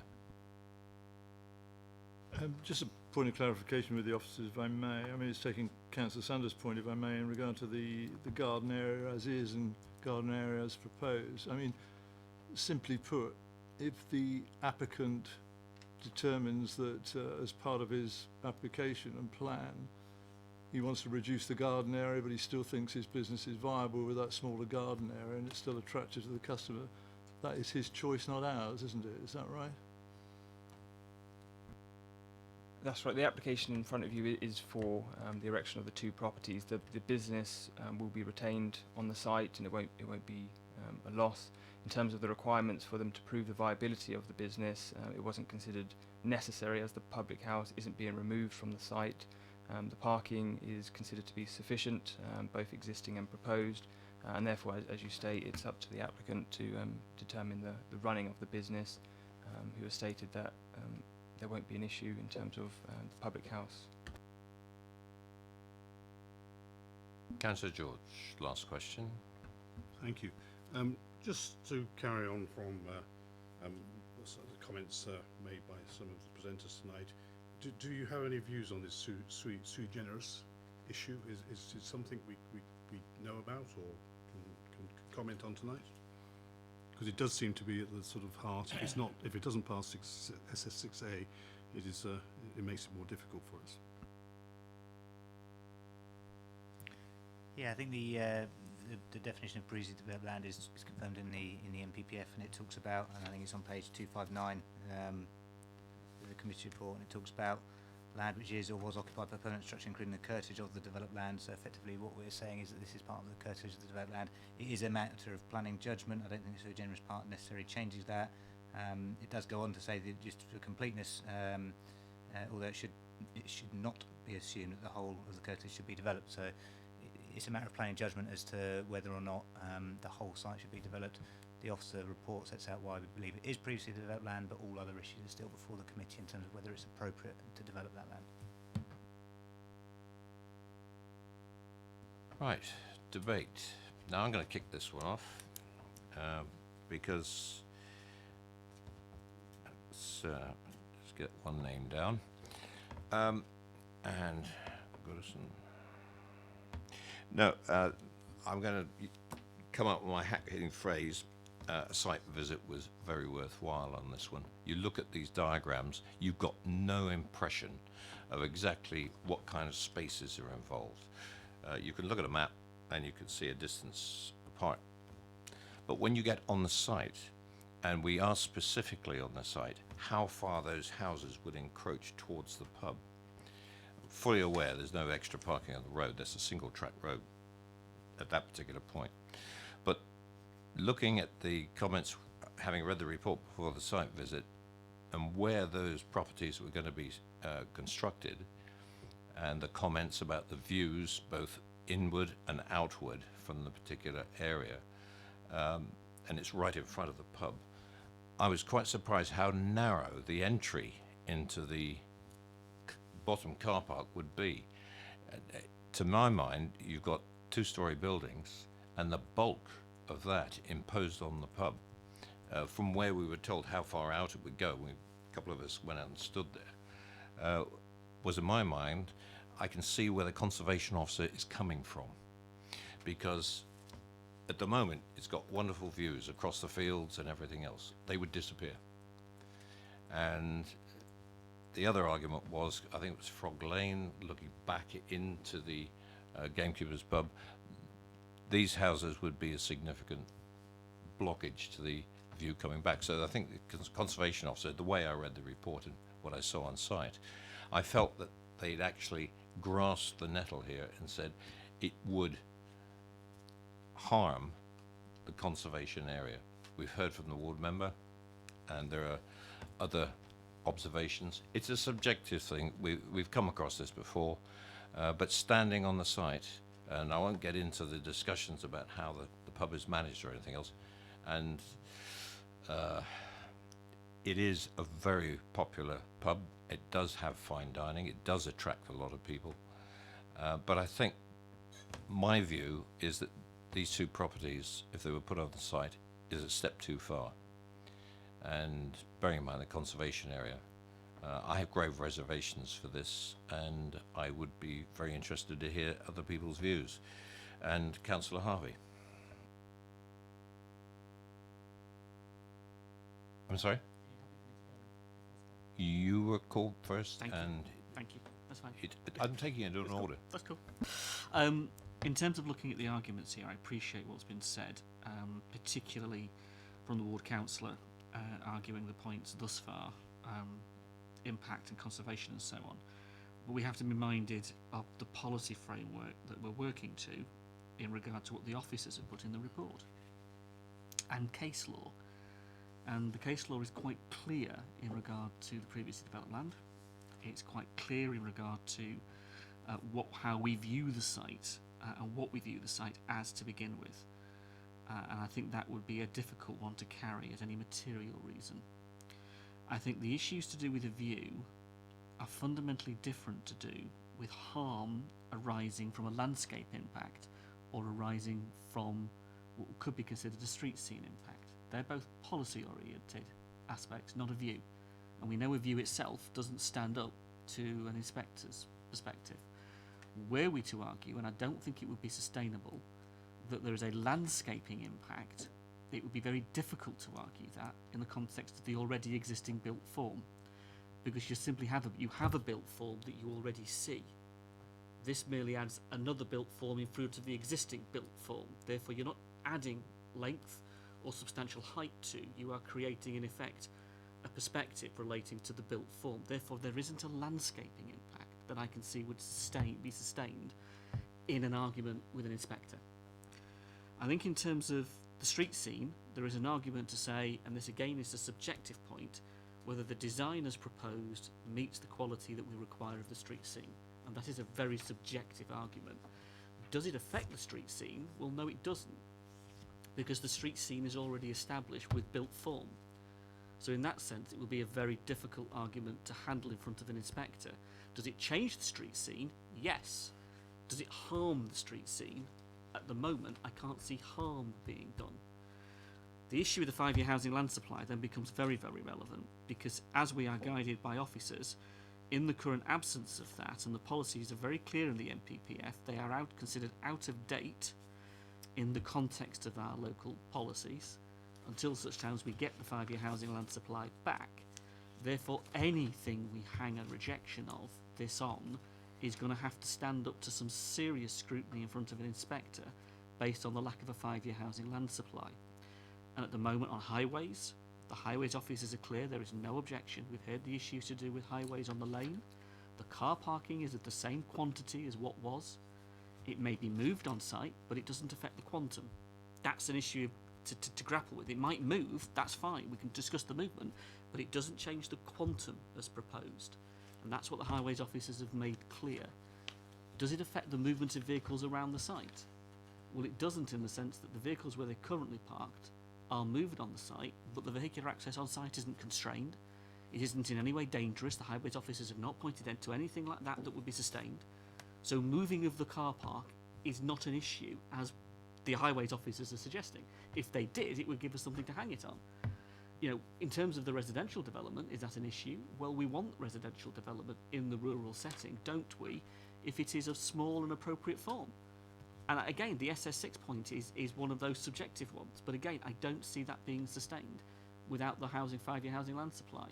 I hear the arguments, I get them, but there is nothing yet that persuades me to reject the application on the basis of our policy framework and on the basis of where we stand with the 5-year housing land supply. If we did, it would be unsustainable. And if it is true of what has been said, that there's been very limited development in Maple Darewell over all these recent years, that is going to be very hard to sustain, because these 2 units, just 2 units, would make that contribution to that community in a sense of having no development over the period, whereas everywhere else is taking 10 odd. And so you have that argument of what is sustainable. So again, I don't think that stands up to scrutiny. So I'm struggling with this one, if I'm being honest at the moment. Councillor Goodison. Thank you, Chair. I've listened to all the evidence which we've been given so far, and I'll certainly be very interested to hear the opinion of the various committee members when they come to express it. I would ask you, however, to consider one point. The applicant has described the restaurant and pub as being very successful. He's indicated that he expects and wishes and expects to grow it. I would ask the committee to consider the point, which I give with some experience, having been myself in the restaurant and pub business for well over 30 years. a reduction, if I may say to Councillor Harvey, of the parking provision from over 30 to 21 is, in my view, 21 is just not enough for this pub, particularly bearing in mind that that would only result in off-street parking. Those of us who went on the viewing panel will be aware that the lane approaching is narrow and winding, and it's just not possible for cars to park on it. So there will be a major problem there. And I would, if I may, just bring to your attention CN9, which states development proposals will be permitted that do not result in inappropriate traffic generation or compromise highway safety. And I would also ask you to consider EM10 2E, which says that it must provide appropriate parking provision in terms blah blah blah in accordance with the adopted parking standards. I would suggest that the parking provision is just not sufficient, and that neither of these two policies are being adhered to on that one particular issue. Thank you.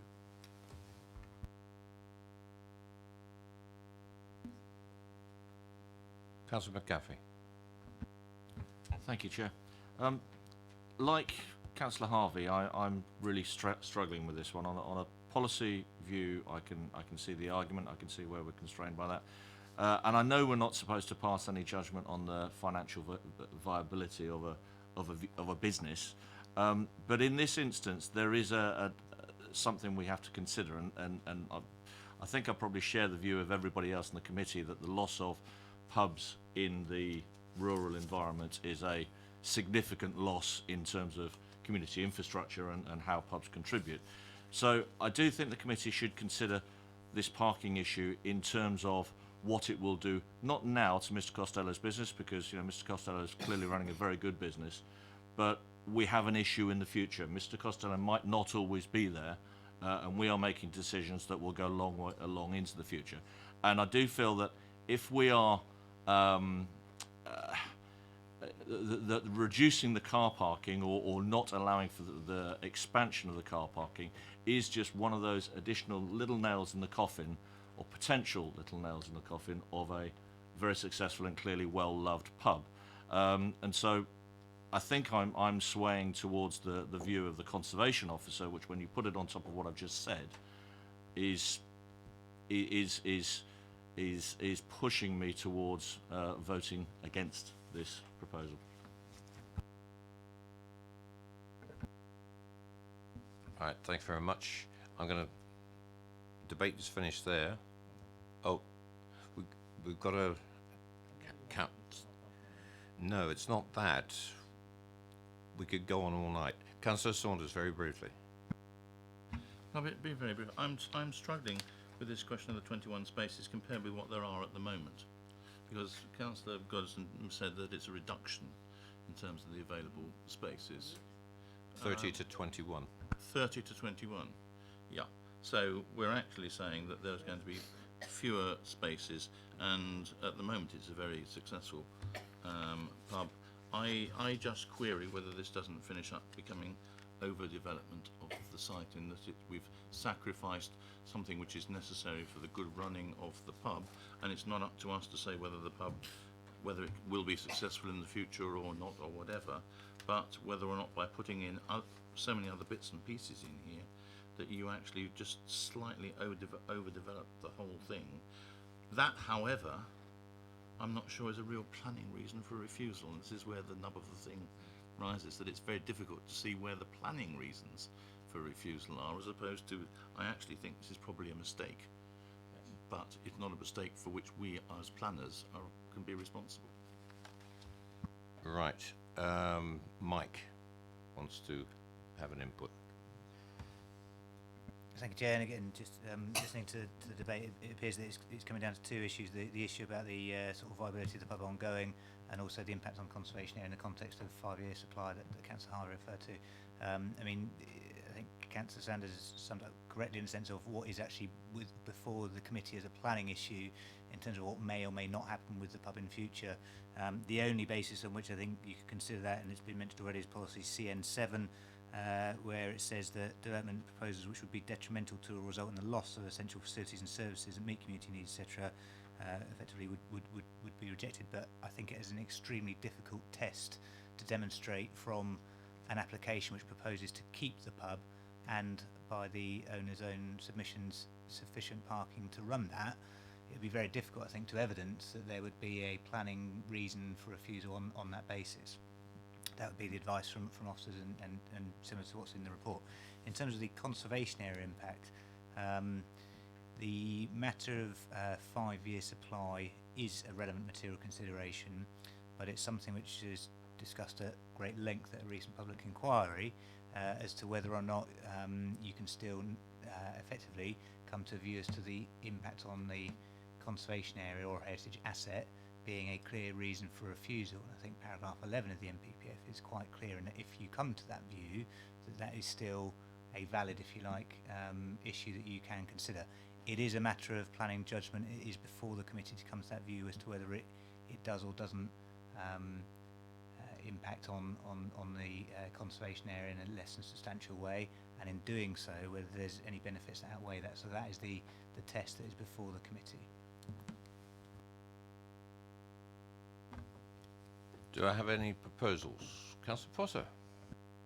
Sorry, Chair, I know you're trying to curtail things naturally and quite rightly, really, but I just wanted to make the point about the car parking. I mean, we heard from the applicant that his analysis was that the provision of 21 car parking spaces for the new would be similar to, identical to what there is now. I mean, when we saw it, it's a car park which is not marked out, not defined, and therefore I'm sure you'll get variations on a theme. Depends how many of these local residents and beyond turn up in great big SUVs. I know all of that stuff. I mean, I guess it would depend on the vehicles in the car park at any one time. But broadly, the applicant is saying 21 is what we average in our existing car park at the present time. And I think we need to be content with that evidence unless we've got evidence to dispute that, really. From my perspective, I'll just make the comment, really. I'm trying on this occasion to stick with the analysis that's made by the officer in regard to the key issues here. And as far as I can see, and we are told time and time again, much as we speculate on future well-being of commercial premises and the like, you know, the viability, whether this is going to harm it or help it in the future, that is not part of our brief. And we're looking at this in pure planning terms, which are set out in 1 to 5, I think, of the paragraphs outlined by the officers. And if I look at those, I can see no sustainable reason for arguing against those the recommendations and conclusions that the officer comes to. And on that basis, I support the officer's recommendation for approval. Right, is that a proposal? Yep. Thank you. Do you have a seconder? Councillor Bound. Proposed and seconded for approval. All those in favour?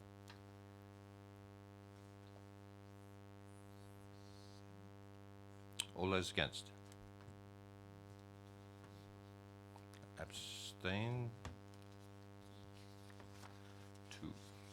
That's carried. Officers?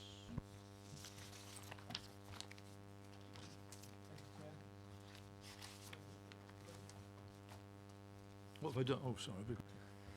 Thank you, Chair. The application has been approved subject to the recommendations and conditions within the officer's report within tonight's agenda paper.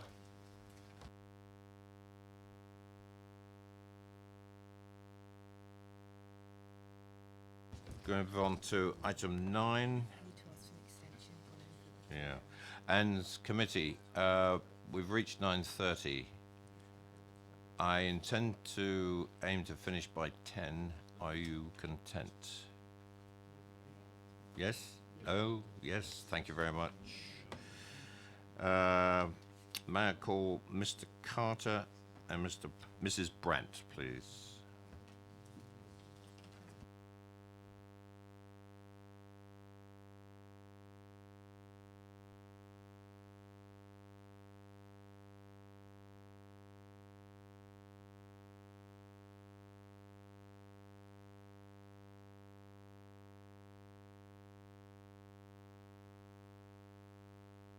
Members, please.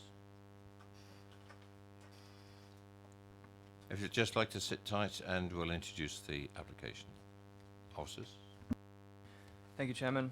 Item number 9, which can be found on page 281 of tonight's agenda, is for the erection of a Part 2 and Part single-storey side and rear extensions, including a link to the garage following demolition of the existing conservatory. The proposal also includes the conversion of the garage to live-in accommodation at Well House, Reading Road, Sherfield on Loddon. The application is recommended for refusal, as outlined in the officer's reports. Thank you. Thank you. The microphone button's on the silver button on the plinth, and you have 4 minutes to speak between you. Thank you. Paul Carter. The current dwelling provides modest accommodation and is of 3 bedrooms together with a bathroom on the first floor. Sorry, could I just ask you to swing the microphone your direction? Sorry. Thank you very much. The practical use of the first floor space restricted due to the roof design, that of sloping ceiling skeelings. A ground floor, small entrance, two reception rooms, kitchen and conservatory.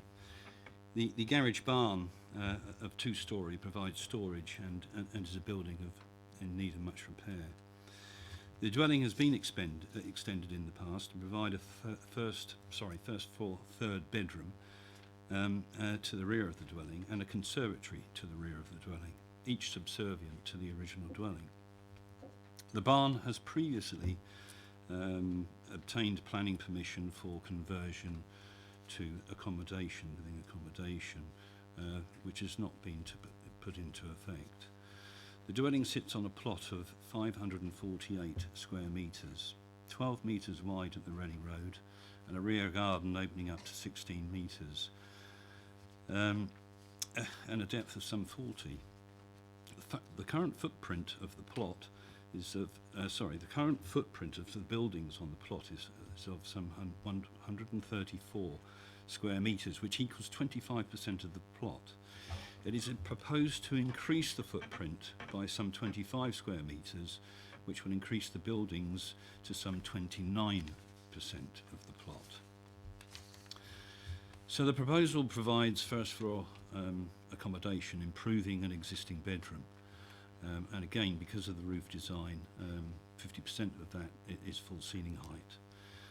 The proposed single-storey rear extension, a link of some 6 metres to the barn, will have a ridge height of some 3.7 metres, but we intend to step down into that because the site slopes slightly by some 300 mil. So therefore the ridge height of the proposed single-storey glazed section to the rear will be some 300 mil lower than the existing ridge height.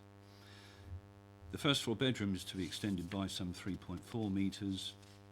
The proposal as such does not impact on the immediate environment with regard to overlooking or overshadowing. We are some 32 metres from the footpath to the south of Sherfield Green, and that's the single-storey section. The 2-storey section is some 40 metres from the footpath of the Sherfield Green. The view of what we're proposing here is obviously at some distance from the green, and is also shielded by obviously the current barn, the neighbouring barn at number 2 Dursley Cottages, and a boundary wall of some 2 metres. You have just over half a minute. Thank you. The proposal accords with policy AM10, re-neighbouring amenities. A flood risk assessment is not required. Biodiversity considered acceptable, providing compliance with bat surveys. Parking is appropriate. The applicant wishes to provide complete accommodation, and not that of a dwelling with an annex. Thank you. Thank you very much. And if you could switch the microphone off, please. You've had your 4 minutes. There were about 13 seconds left on the clock. But any questions? Questions, members, for the applicant? No? Thank you very much. That's it, folks. You can go back and sit down now.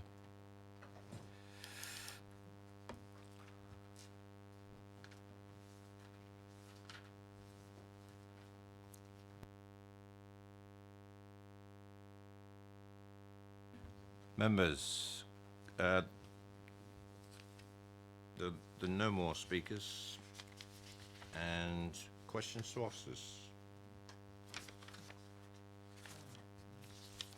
Councillor Saunders. Could the officers just please summarise what the reasons for refusal are? They are sort of buried in the text, and there are odd bits where they surface every now and then, but they've never been summarised, so it's just on what grounds are we actually... Page 281, Councillor. 281? Reasons for refusal, right at the start of the application. Oh, it's there. Well, yeah, okay, fine, thank you. That was... Anything well, else, I was Councillor? looking for it being a bit more... Councillor McAfee. Thank you, Chair. I notice on the first line of the reason for refusal, the proposed extension and link would be of disproportionate size, scale, form and massing in relation to the host dwelling and associated outbuilding. Forgive me, maybe this is my ignorance. How do we actually measure disproportionate? Is there some mechanism, or is it a thumbsuck, or what? Please explain. Thank you. Thank you, Councillor. So that would be a matter for planning judgment, and it comes down to the opinion of the committee. I think if it aids the members, upon page 287, an assessment with regards to the footprint has been carried out by the officer. The second paragraph from the bottom, which sort of highlights the existing original dwelling footprint being 80 metres squared, and the proposed development being 90 metres squared, and also that the proposed development would extend 28 metres in length from the rear of the property. So that was the findings of the officer, that as per the reason for refusal, that it was disproportionate, but obviously there's judgment to coming to that view. Sorry, just to be clear on that one, we're talking about the disproportionate referring to the extension bit, or the connecting bit, or the whole thing as a mass? Yeah, so it would be the whole development on the sites. That includes the proposed extension and the link as taken as a whole. Councillor Potter.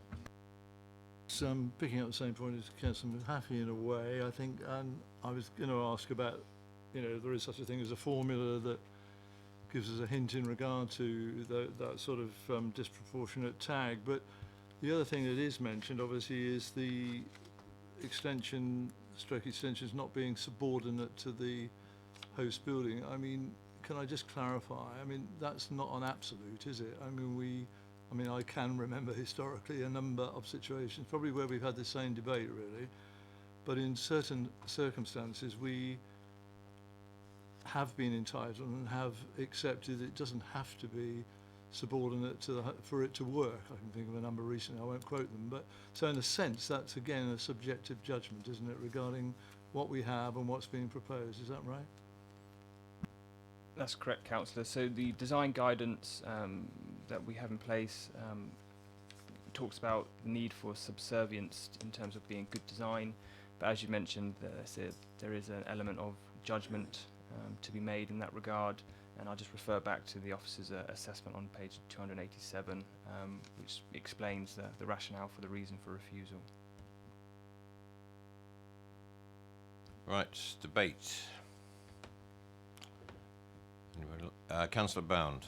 I better start. I have no problems really with the proposal in terms of the main build. It won't surprise some people on this committee to know I don't like these glass links, but particularly in this case, I think the glass link is far too long, and it seems that it's just there to reach the garage, which is going to be converted into a living room. And I think this elongates the whole building, and basically then I agree with what the officer's summation of how they feel about the built form and how it's too big and too bulky.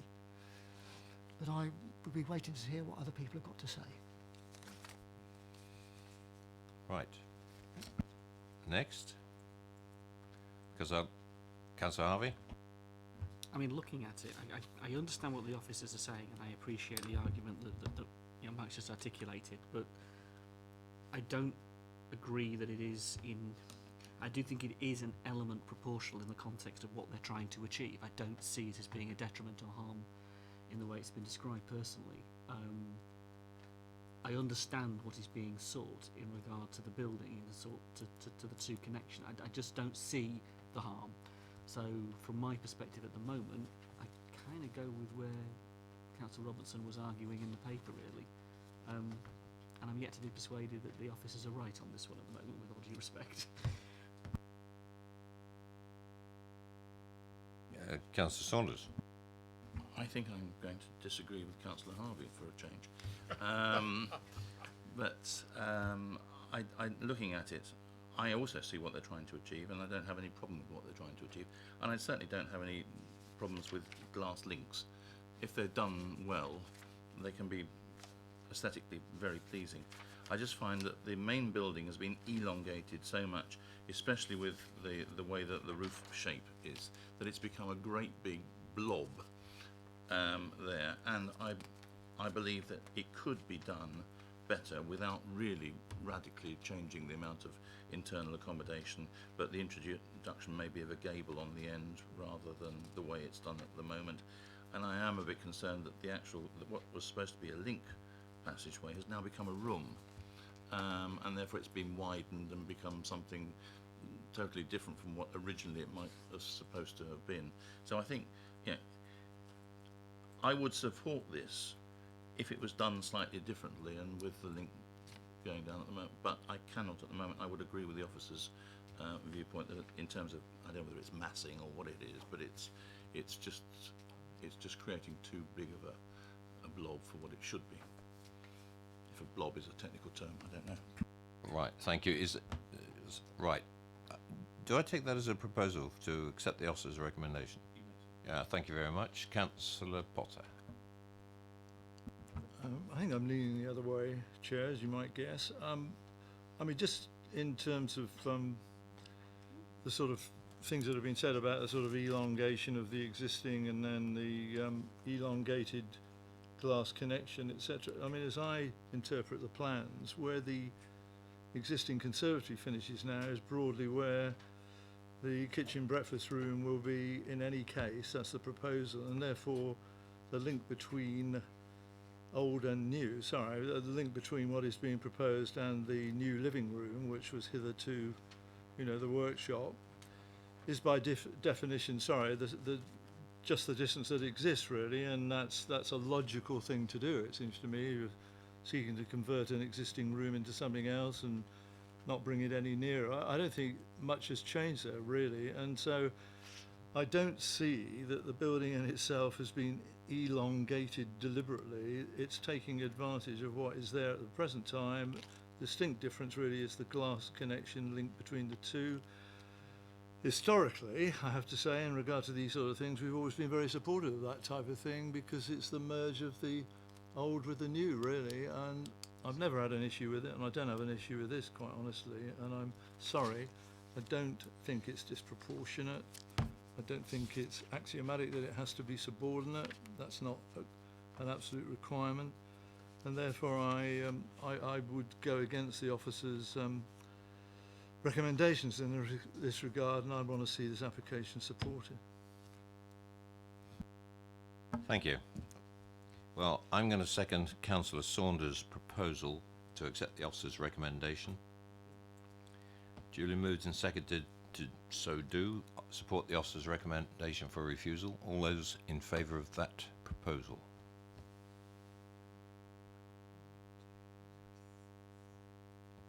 All those against?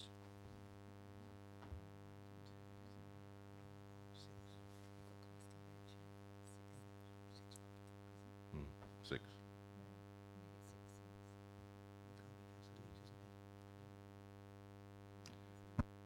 All those against?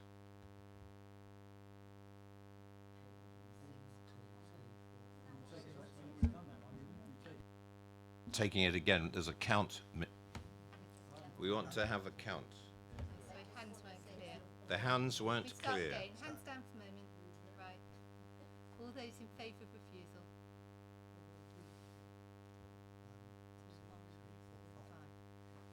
And against?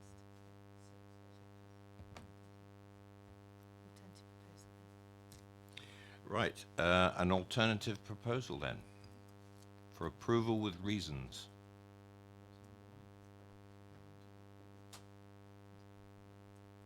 Councillor Potter. Well, I mean, if you've got time for me to do it, I can do it. But I mean, clearly, it's seeking to reverse much of the preamble that's contained in reason for refusal. Well, it's one, but it's the main one, really. And you know, I don't find it in conflict with the very things that are being suggested it is in conflict with. And I think I could say that it has a positive. Fair enough, Councillor Potter. Yeah, I know. Well, you know what I'm going to Well, say. we anyway. know I where can we're turn going. all those on We their know head where if you we're want going. to. All right, that's good. Yeah. Right, a seconder. Councillor Harvey. All those it's been proposed and seconded for approval for the reasons stated. All those in favour?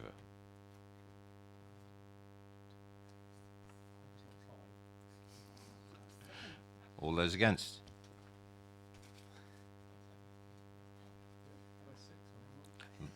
That is carried. Officers.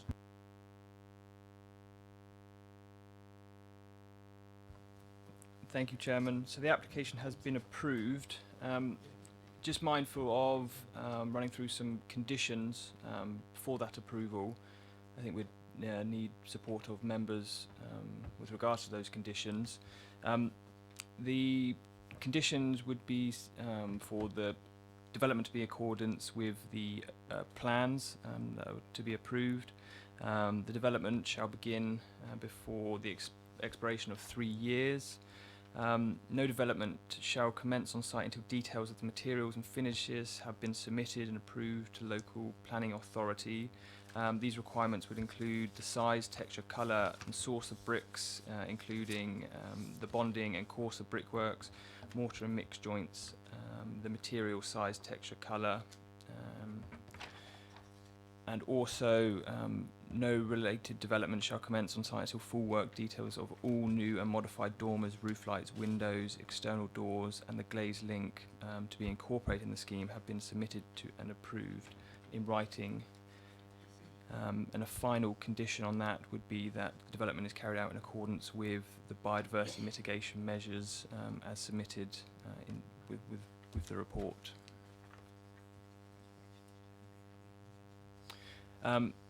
Also, with regards to the suggested conditions 3 and 4, these are pre-commencement conditions and would need to be agreed in writing by the applicant.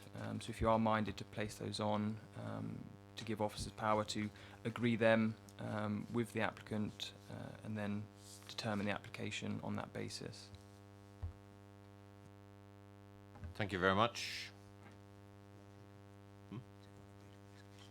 Are you agreed, members, with those conditions? It's one thing we have to do is agree conditions when we flip these things. Councillor Potter? Thank you. Thank you very much. Moving on to item number 10, last one on the agenda tonight. Thank you. This is an application at Willow Cottage, Silchester Road, Little London, and the proposal is a change of use of land to residential, and that's a retrospective application. There is an update, an additional 4 letters of objection have been received, which is set out on page 12 of the update paper. Mr. Moss, please.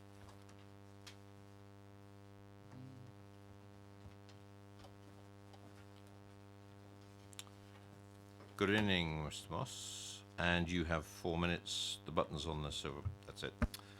Good evening, Chairman. Good evening, members. This retrospective application is seeking to legitimise the conversion of land that is designated SINC and ancient woodland to residential. SINC is a site of importance for nature conservation. This application is before you because while dismissing the recent appeal at this site, the inspector did not put significant weight behind the status of the land. Consequently, and I suspect reluctantly, the officers feel they're obliged to do the same. The status of the land was not the primary consideration of the inspector, and given the poor quality information presented to him, I'm not surprised at his comments, which were based on an ecological survey commissioned by the applicant and a visit to the site where he observed a manicured garden. The inspector actually implied he had no data on which to disagree with the applicant's survey. The most significant point about this survey, apart from it being incomplete, inaccurate, and based on a one-off walk around the site in the middle of winter, is that it was carried out immediately after the area had been totally decimated, which included the destruction of a very large and veteran oak without a felling licence, and after it had been converted to amenity grass. As owner of the adjacent Kinghorn Copse, it is my opinion that this survey is not representative, having been intentionally commissioned after the horse had bolted. Britain is now one of the least wooded countries in Europe, and ancient woodland, that's woodland that predates 1600, now covers only 2% of the UK. To put this site in context, it has been woodland since before the Norman conquest. We are losing ancient woodland at an alarming rate. 50% has disappeared since the war, and this is the reason that the NPPF now protects sites such as this. Each ancient wood is unique. It has its own local soils, environment, wildlife, recreational value, communication channels, and cultural history, and for these reasons ancient woodland is irreplaceable. Just destroying the trees and fauna is not sufficient to justify a change of use. Had the ecological survey been commissioned before the land was cleared, or had the inspector been aware of the recent history of the land, I doubt we would be here this evening. For the avoidance of doubt, this land is ancient woodland and sink. The boundaries are accurate, and this is confirmed by HBIC and DEFRA. Aerial photographs chart a tale of destruction at this site beginning around 2013. This application is contrary to policies EM1 landscape, EM4 harm to sink sites, EM10 quality, the 2018 landscape biodiversity and tree SPD. It is at odds with the current HBIC guidelines, and it conflicts significantly with the NPPF. The NPPF now requires net biodiversity gain, and paragraph 175 now affords trees and ancient woodland the same protection as listed buildings. It states that when local planning authorities are determining applications such as this, they should consider that development resulting in the loss or deterioration of irreplaceable habitats, such as ancient woodland and ancient or veteran trees, should be refused. It is my contention that this should also apply retrospectively. So the issue with this application is that approving it would legitimise the preemptive destruction of ancient woodland for personal gain, thus setting a dangerous precedent. This is not just my view, but the view of your own experts. The senior tree officer, the biodiversity team, the landscape team, the Forestry Commission, Natural England, CPRE, and many other experts and campaigners are all against this application. I actually believe refusing this application represents the win-win position. The owners of Willow Cottage continue to have the exclusive enjoyment of the area, but the land keeps the level of protection it currently has and deserves, and the LPA avoids setting a precedent that will be abused by like-minded individuals for many years to come. I urge you to support the review of all your expert consultees and refuse this application. Thank you very much, and your timing was spot on. Well done. Right, questions for the speaker? Anybody? Nope. Thank you very much. Mrs. Campbell, please.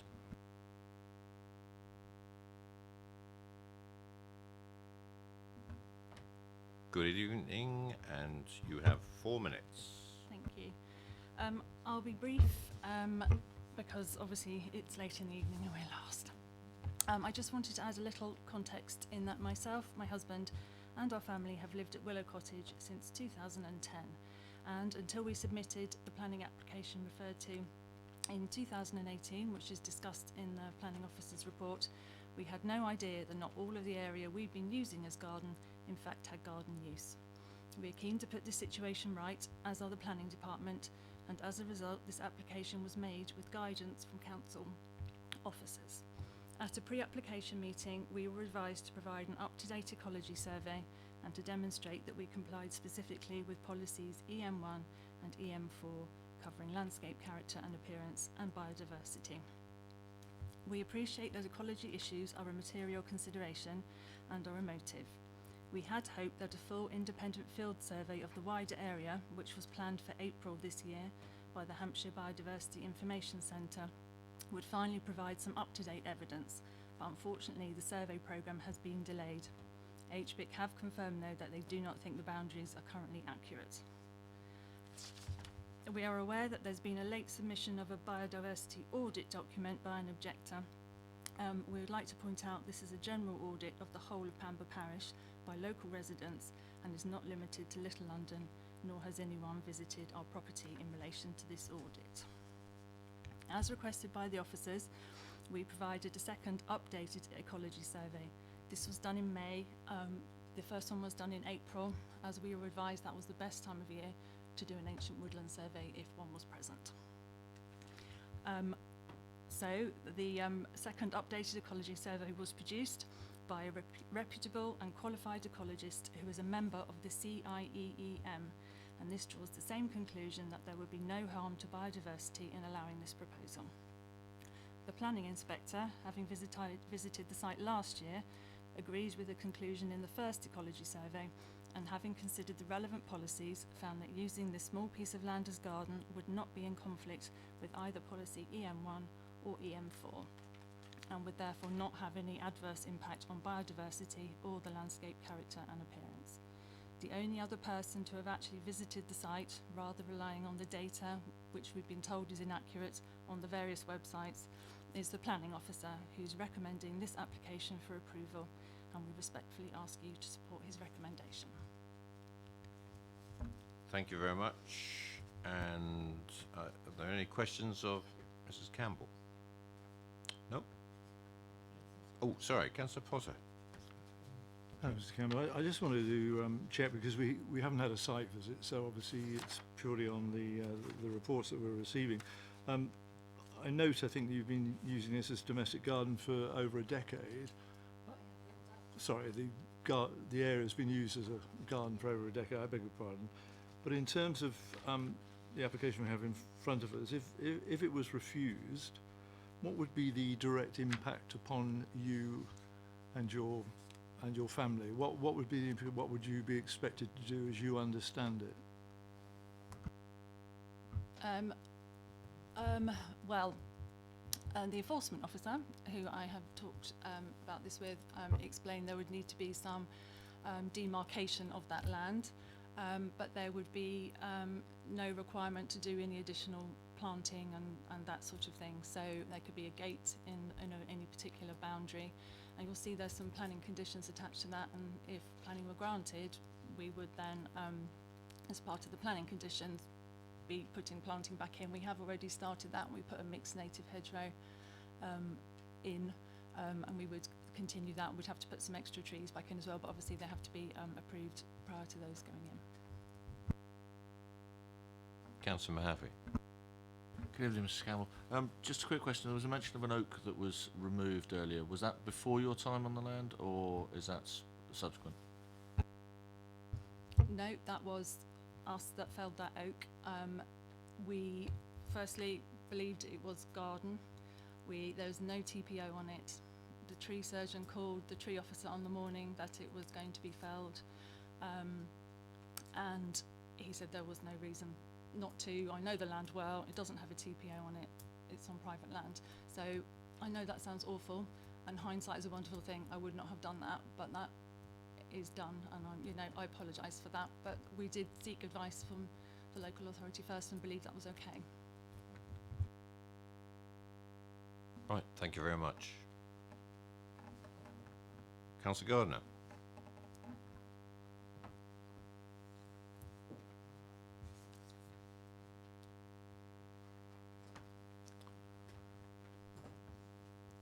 Off you go, 4 minutes. Mr. Chairman, members. I'm a member of Pamber Parish Council, and there are they were consulted and they came back with no objection, but the council is against permitted development. So we don't want to see the status of that land changed. And I think this is more or less covered by condition 4 of the report, and hopefully that will be sufficient. But we spent a lot of time worrying about the status of the land. And from the consultations, you have objections from the tree officer, you've got objections from the landscape officer, the biodiversity officer, you've got standing advice from Natural England and comments from the Forestry Commission. And the officer has overridden those and recommended approval. Now, I'm not asking you necessarily to refuse the application, but I would like to make sure that you get satisfactory answers from the officer as to why that consultation was not taken into account and given sufficient weight. Thank you. Questions to the ward member? Oh, thank you. Questions to officers? Councillor Westbrook. Yeah, just technical question really. I mean, the council having recently declared a climate emergency, of which trees are a very important part of that. I wonder what impact that has on our decision making really in relation to an application like this. That was a question to officers? Yep, okay. Policy.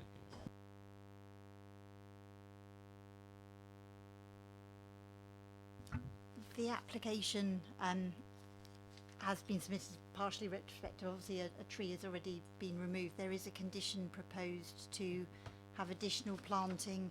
I think it was mentioned within the report that small tree and shrub species to complement the 2 mature beech trees on site. It could be that if you were minded to, that we could perhaps amend the wording of the condition to ensure that they were perhaps native species or something which would be appropriate and would perhaps provide more of a biodiversity gain. That might be a way of achieving more of a benefit to the site. Councillor George. No, I thought your hand came up. Any more questions, officers? Councillor Keating. Do we know why biodiversity and natural England objective and the landscape office objective? I mean, they didn't. They haven't put their reasons in, have they? No.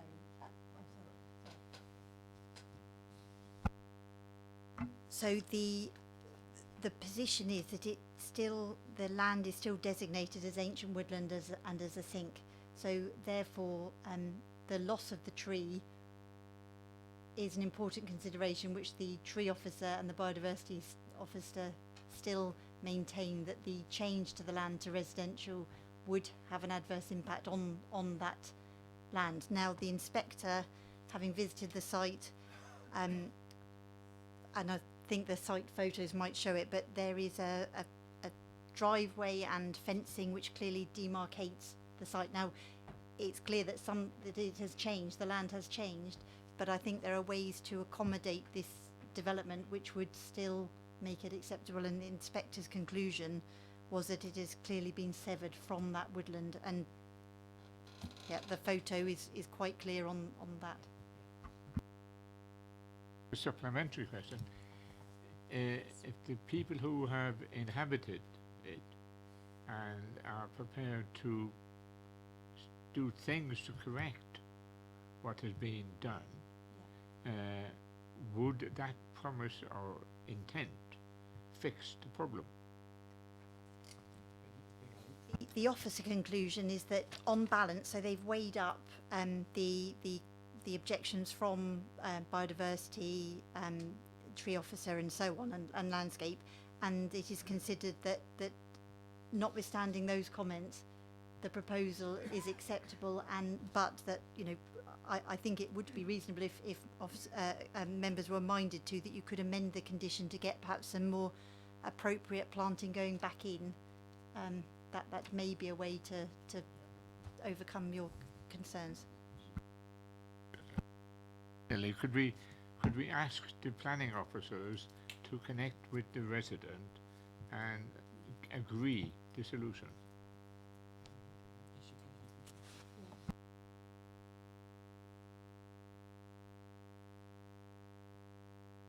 Yeah, sorry, the applicant would discharge the condition, would submit details to us, and we could obviously liaise with the applicant first to ensure that they submitted the right sort of information.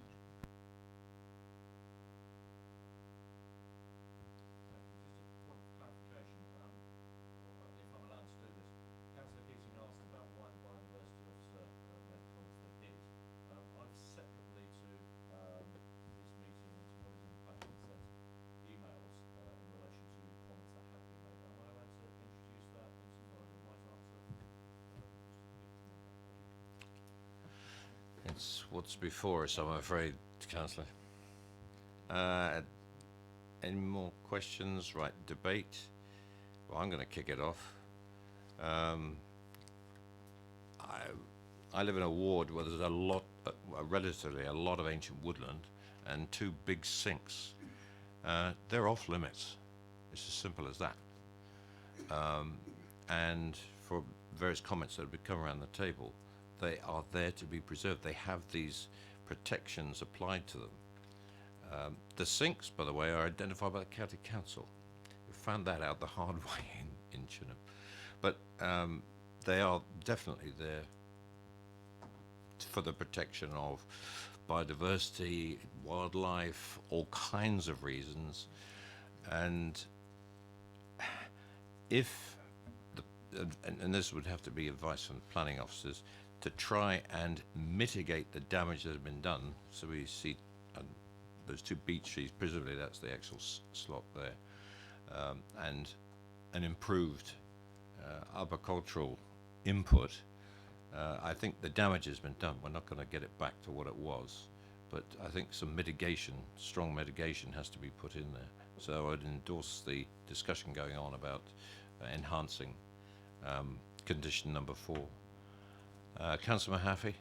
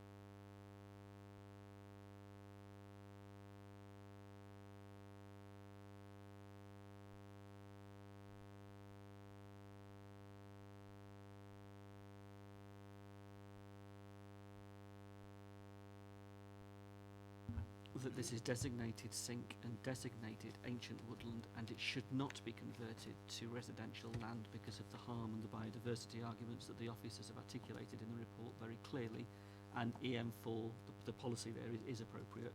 But what I would caveat that with is that there is negotiation with the resident in order that the damage that has been done can be worked on. There is some sense of cooperation here, and we don't lose the goodwill that has obviously been on display.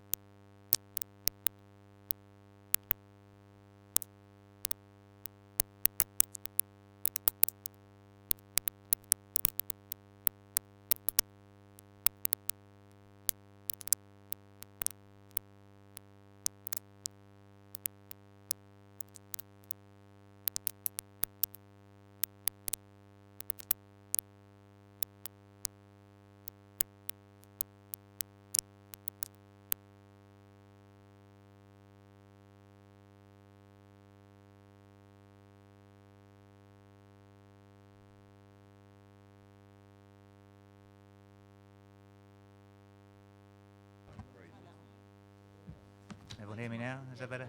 So, right. So in terms of enforcement, the committee would need to agree what the terms of enforcement are. So, in terms of what the development is, it's the change of use. So, it's the reverse of that. So, it's effectively going back to it not being residential use. It'd be cessation of the residential use, and effectively the demarcation of the boundary to ensure that there is that separation and element of it. What I was saying was that effectively there is no means by which you can then secure the planting additionally, because that in itself is not development. So you're in this situation where effectively the enforcement notice can only cease the use in that sense. The other aspect is in terms of the time limit for enforcement, and also would go through the process, the normal process of discussing that with the landowner first before serving in the notice, but the notice period I would suggest would normally be a period of 2 months for this in terms of compliance with this type of situation. So that would be before the committee to agree.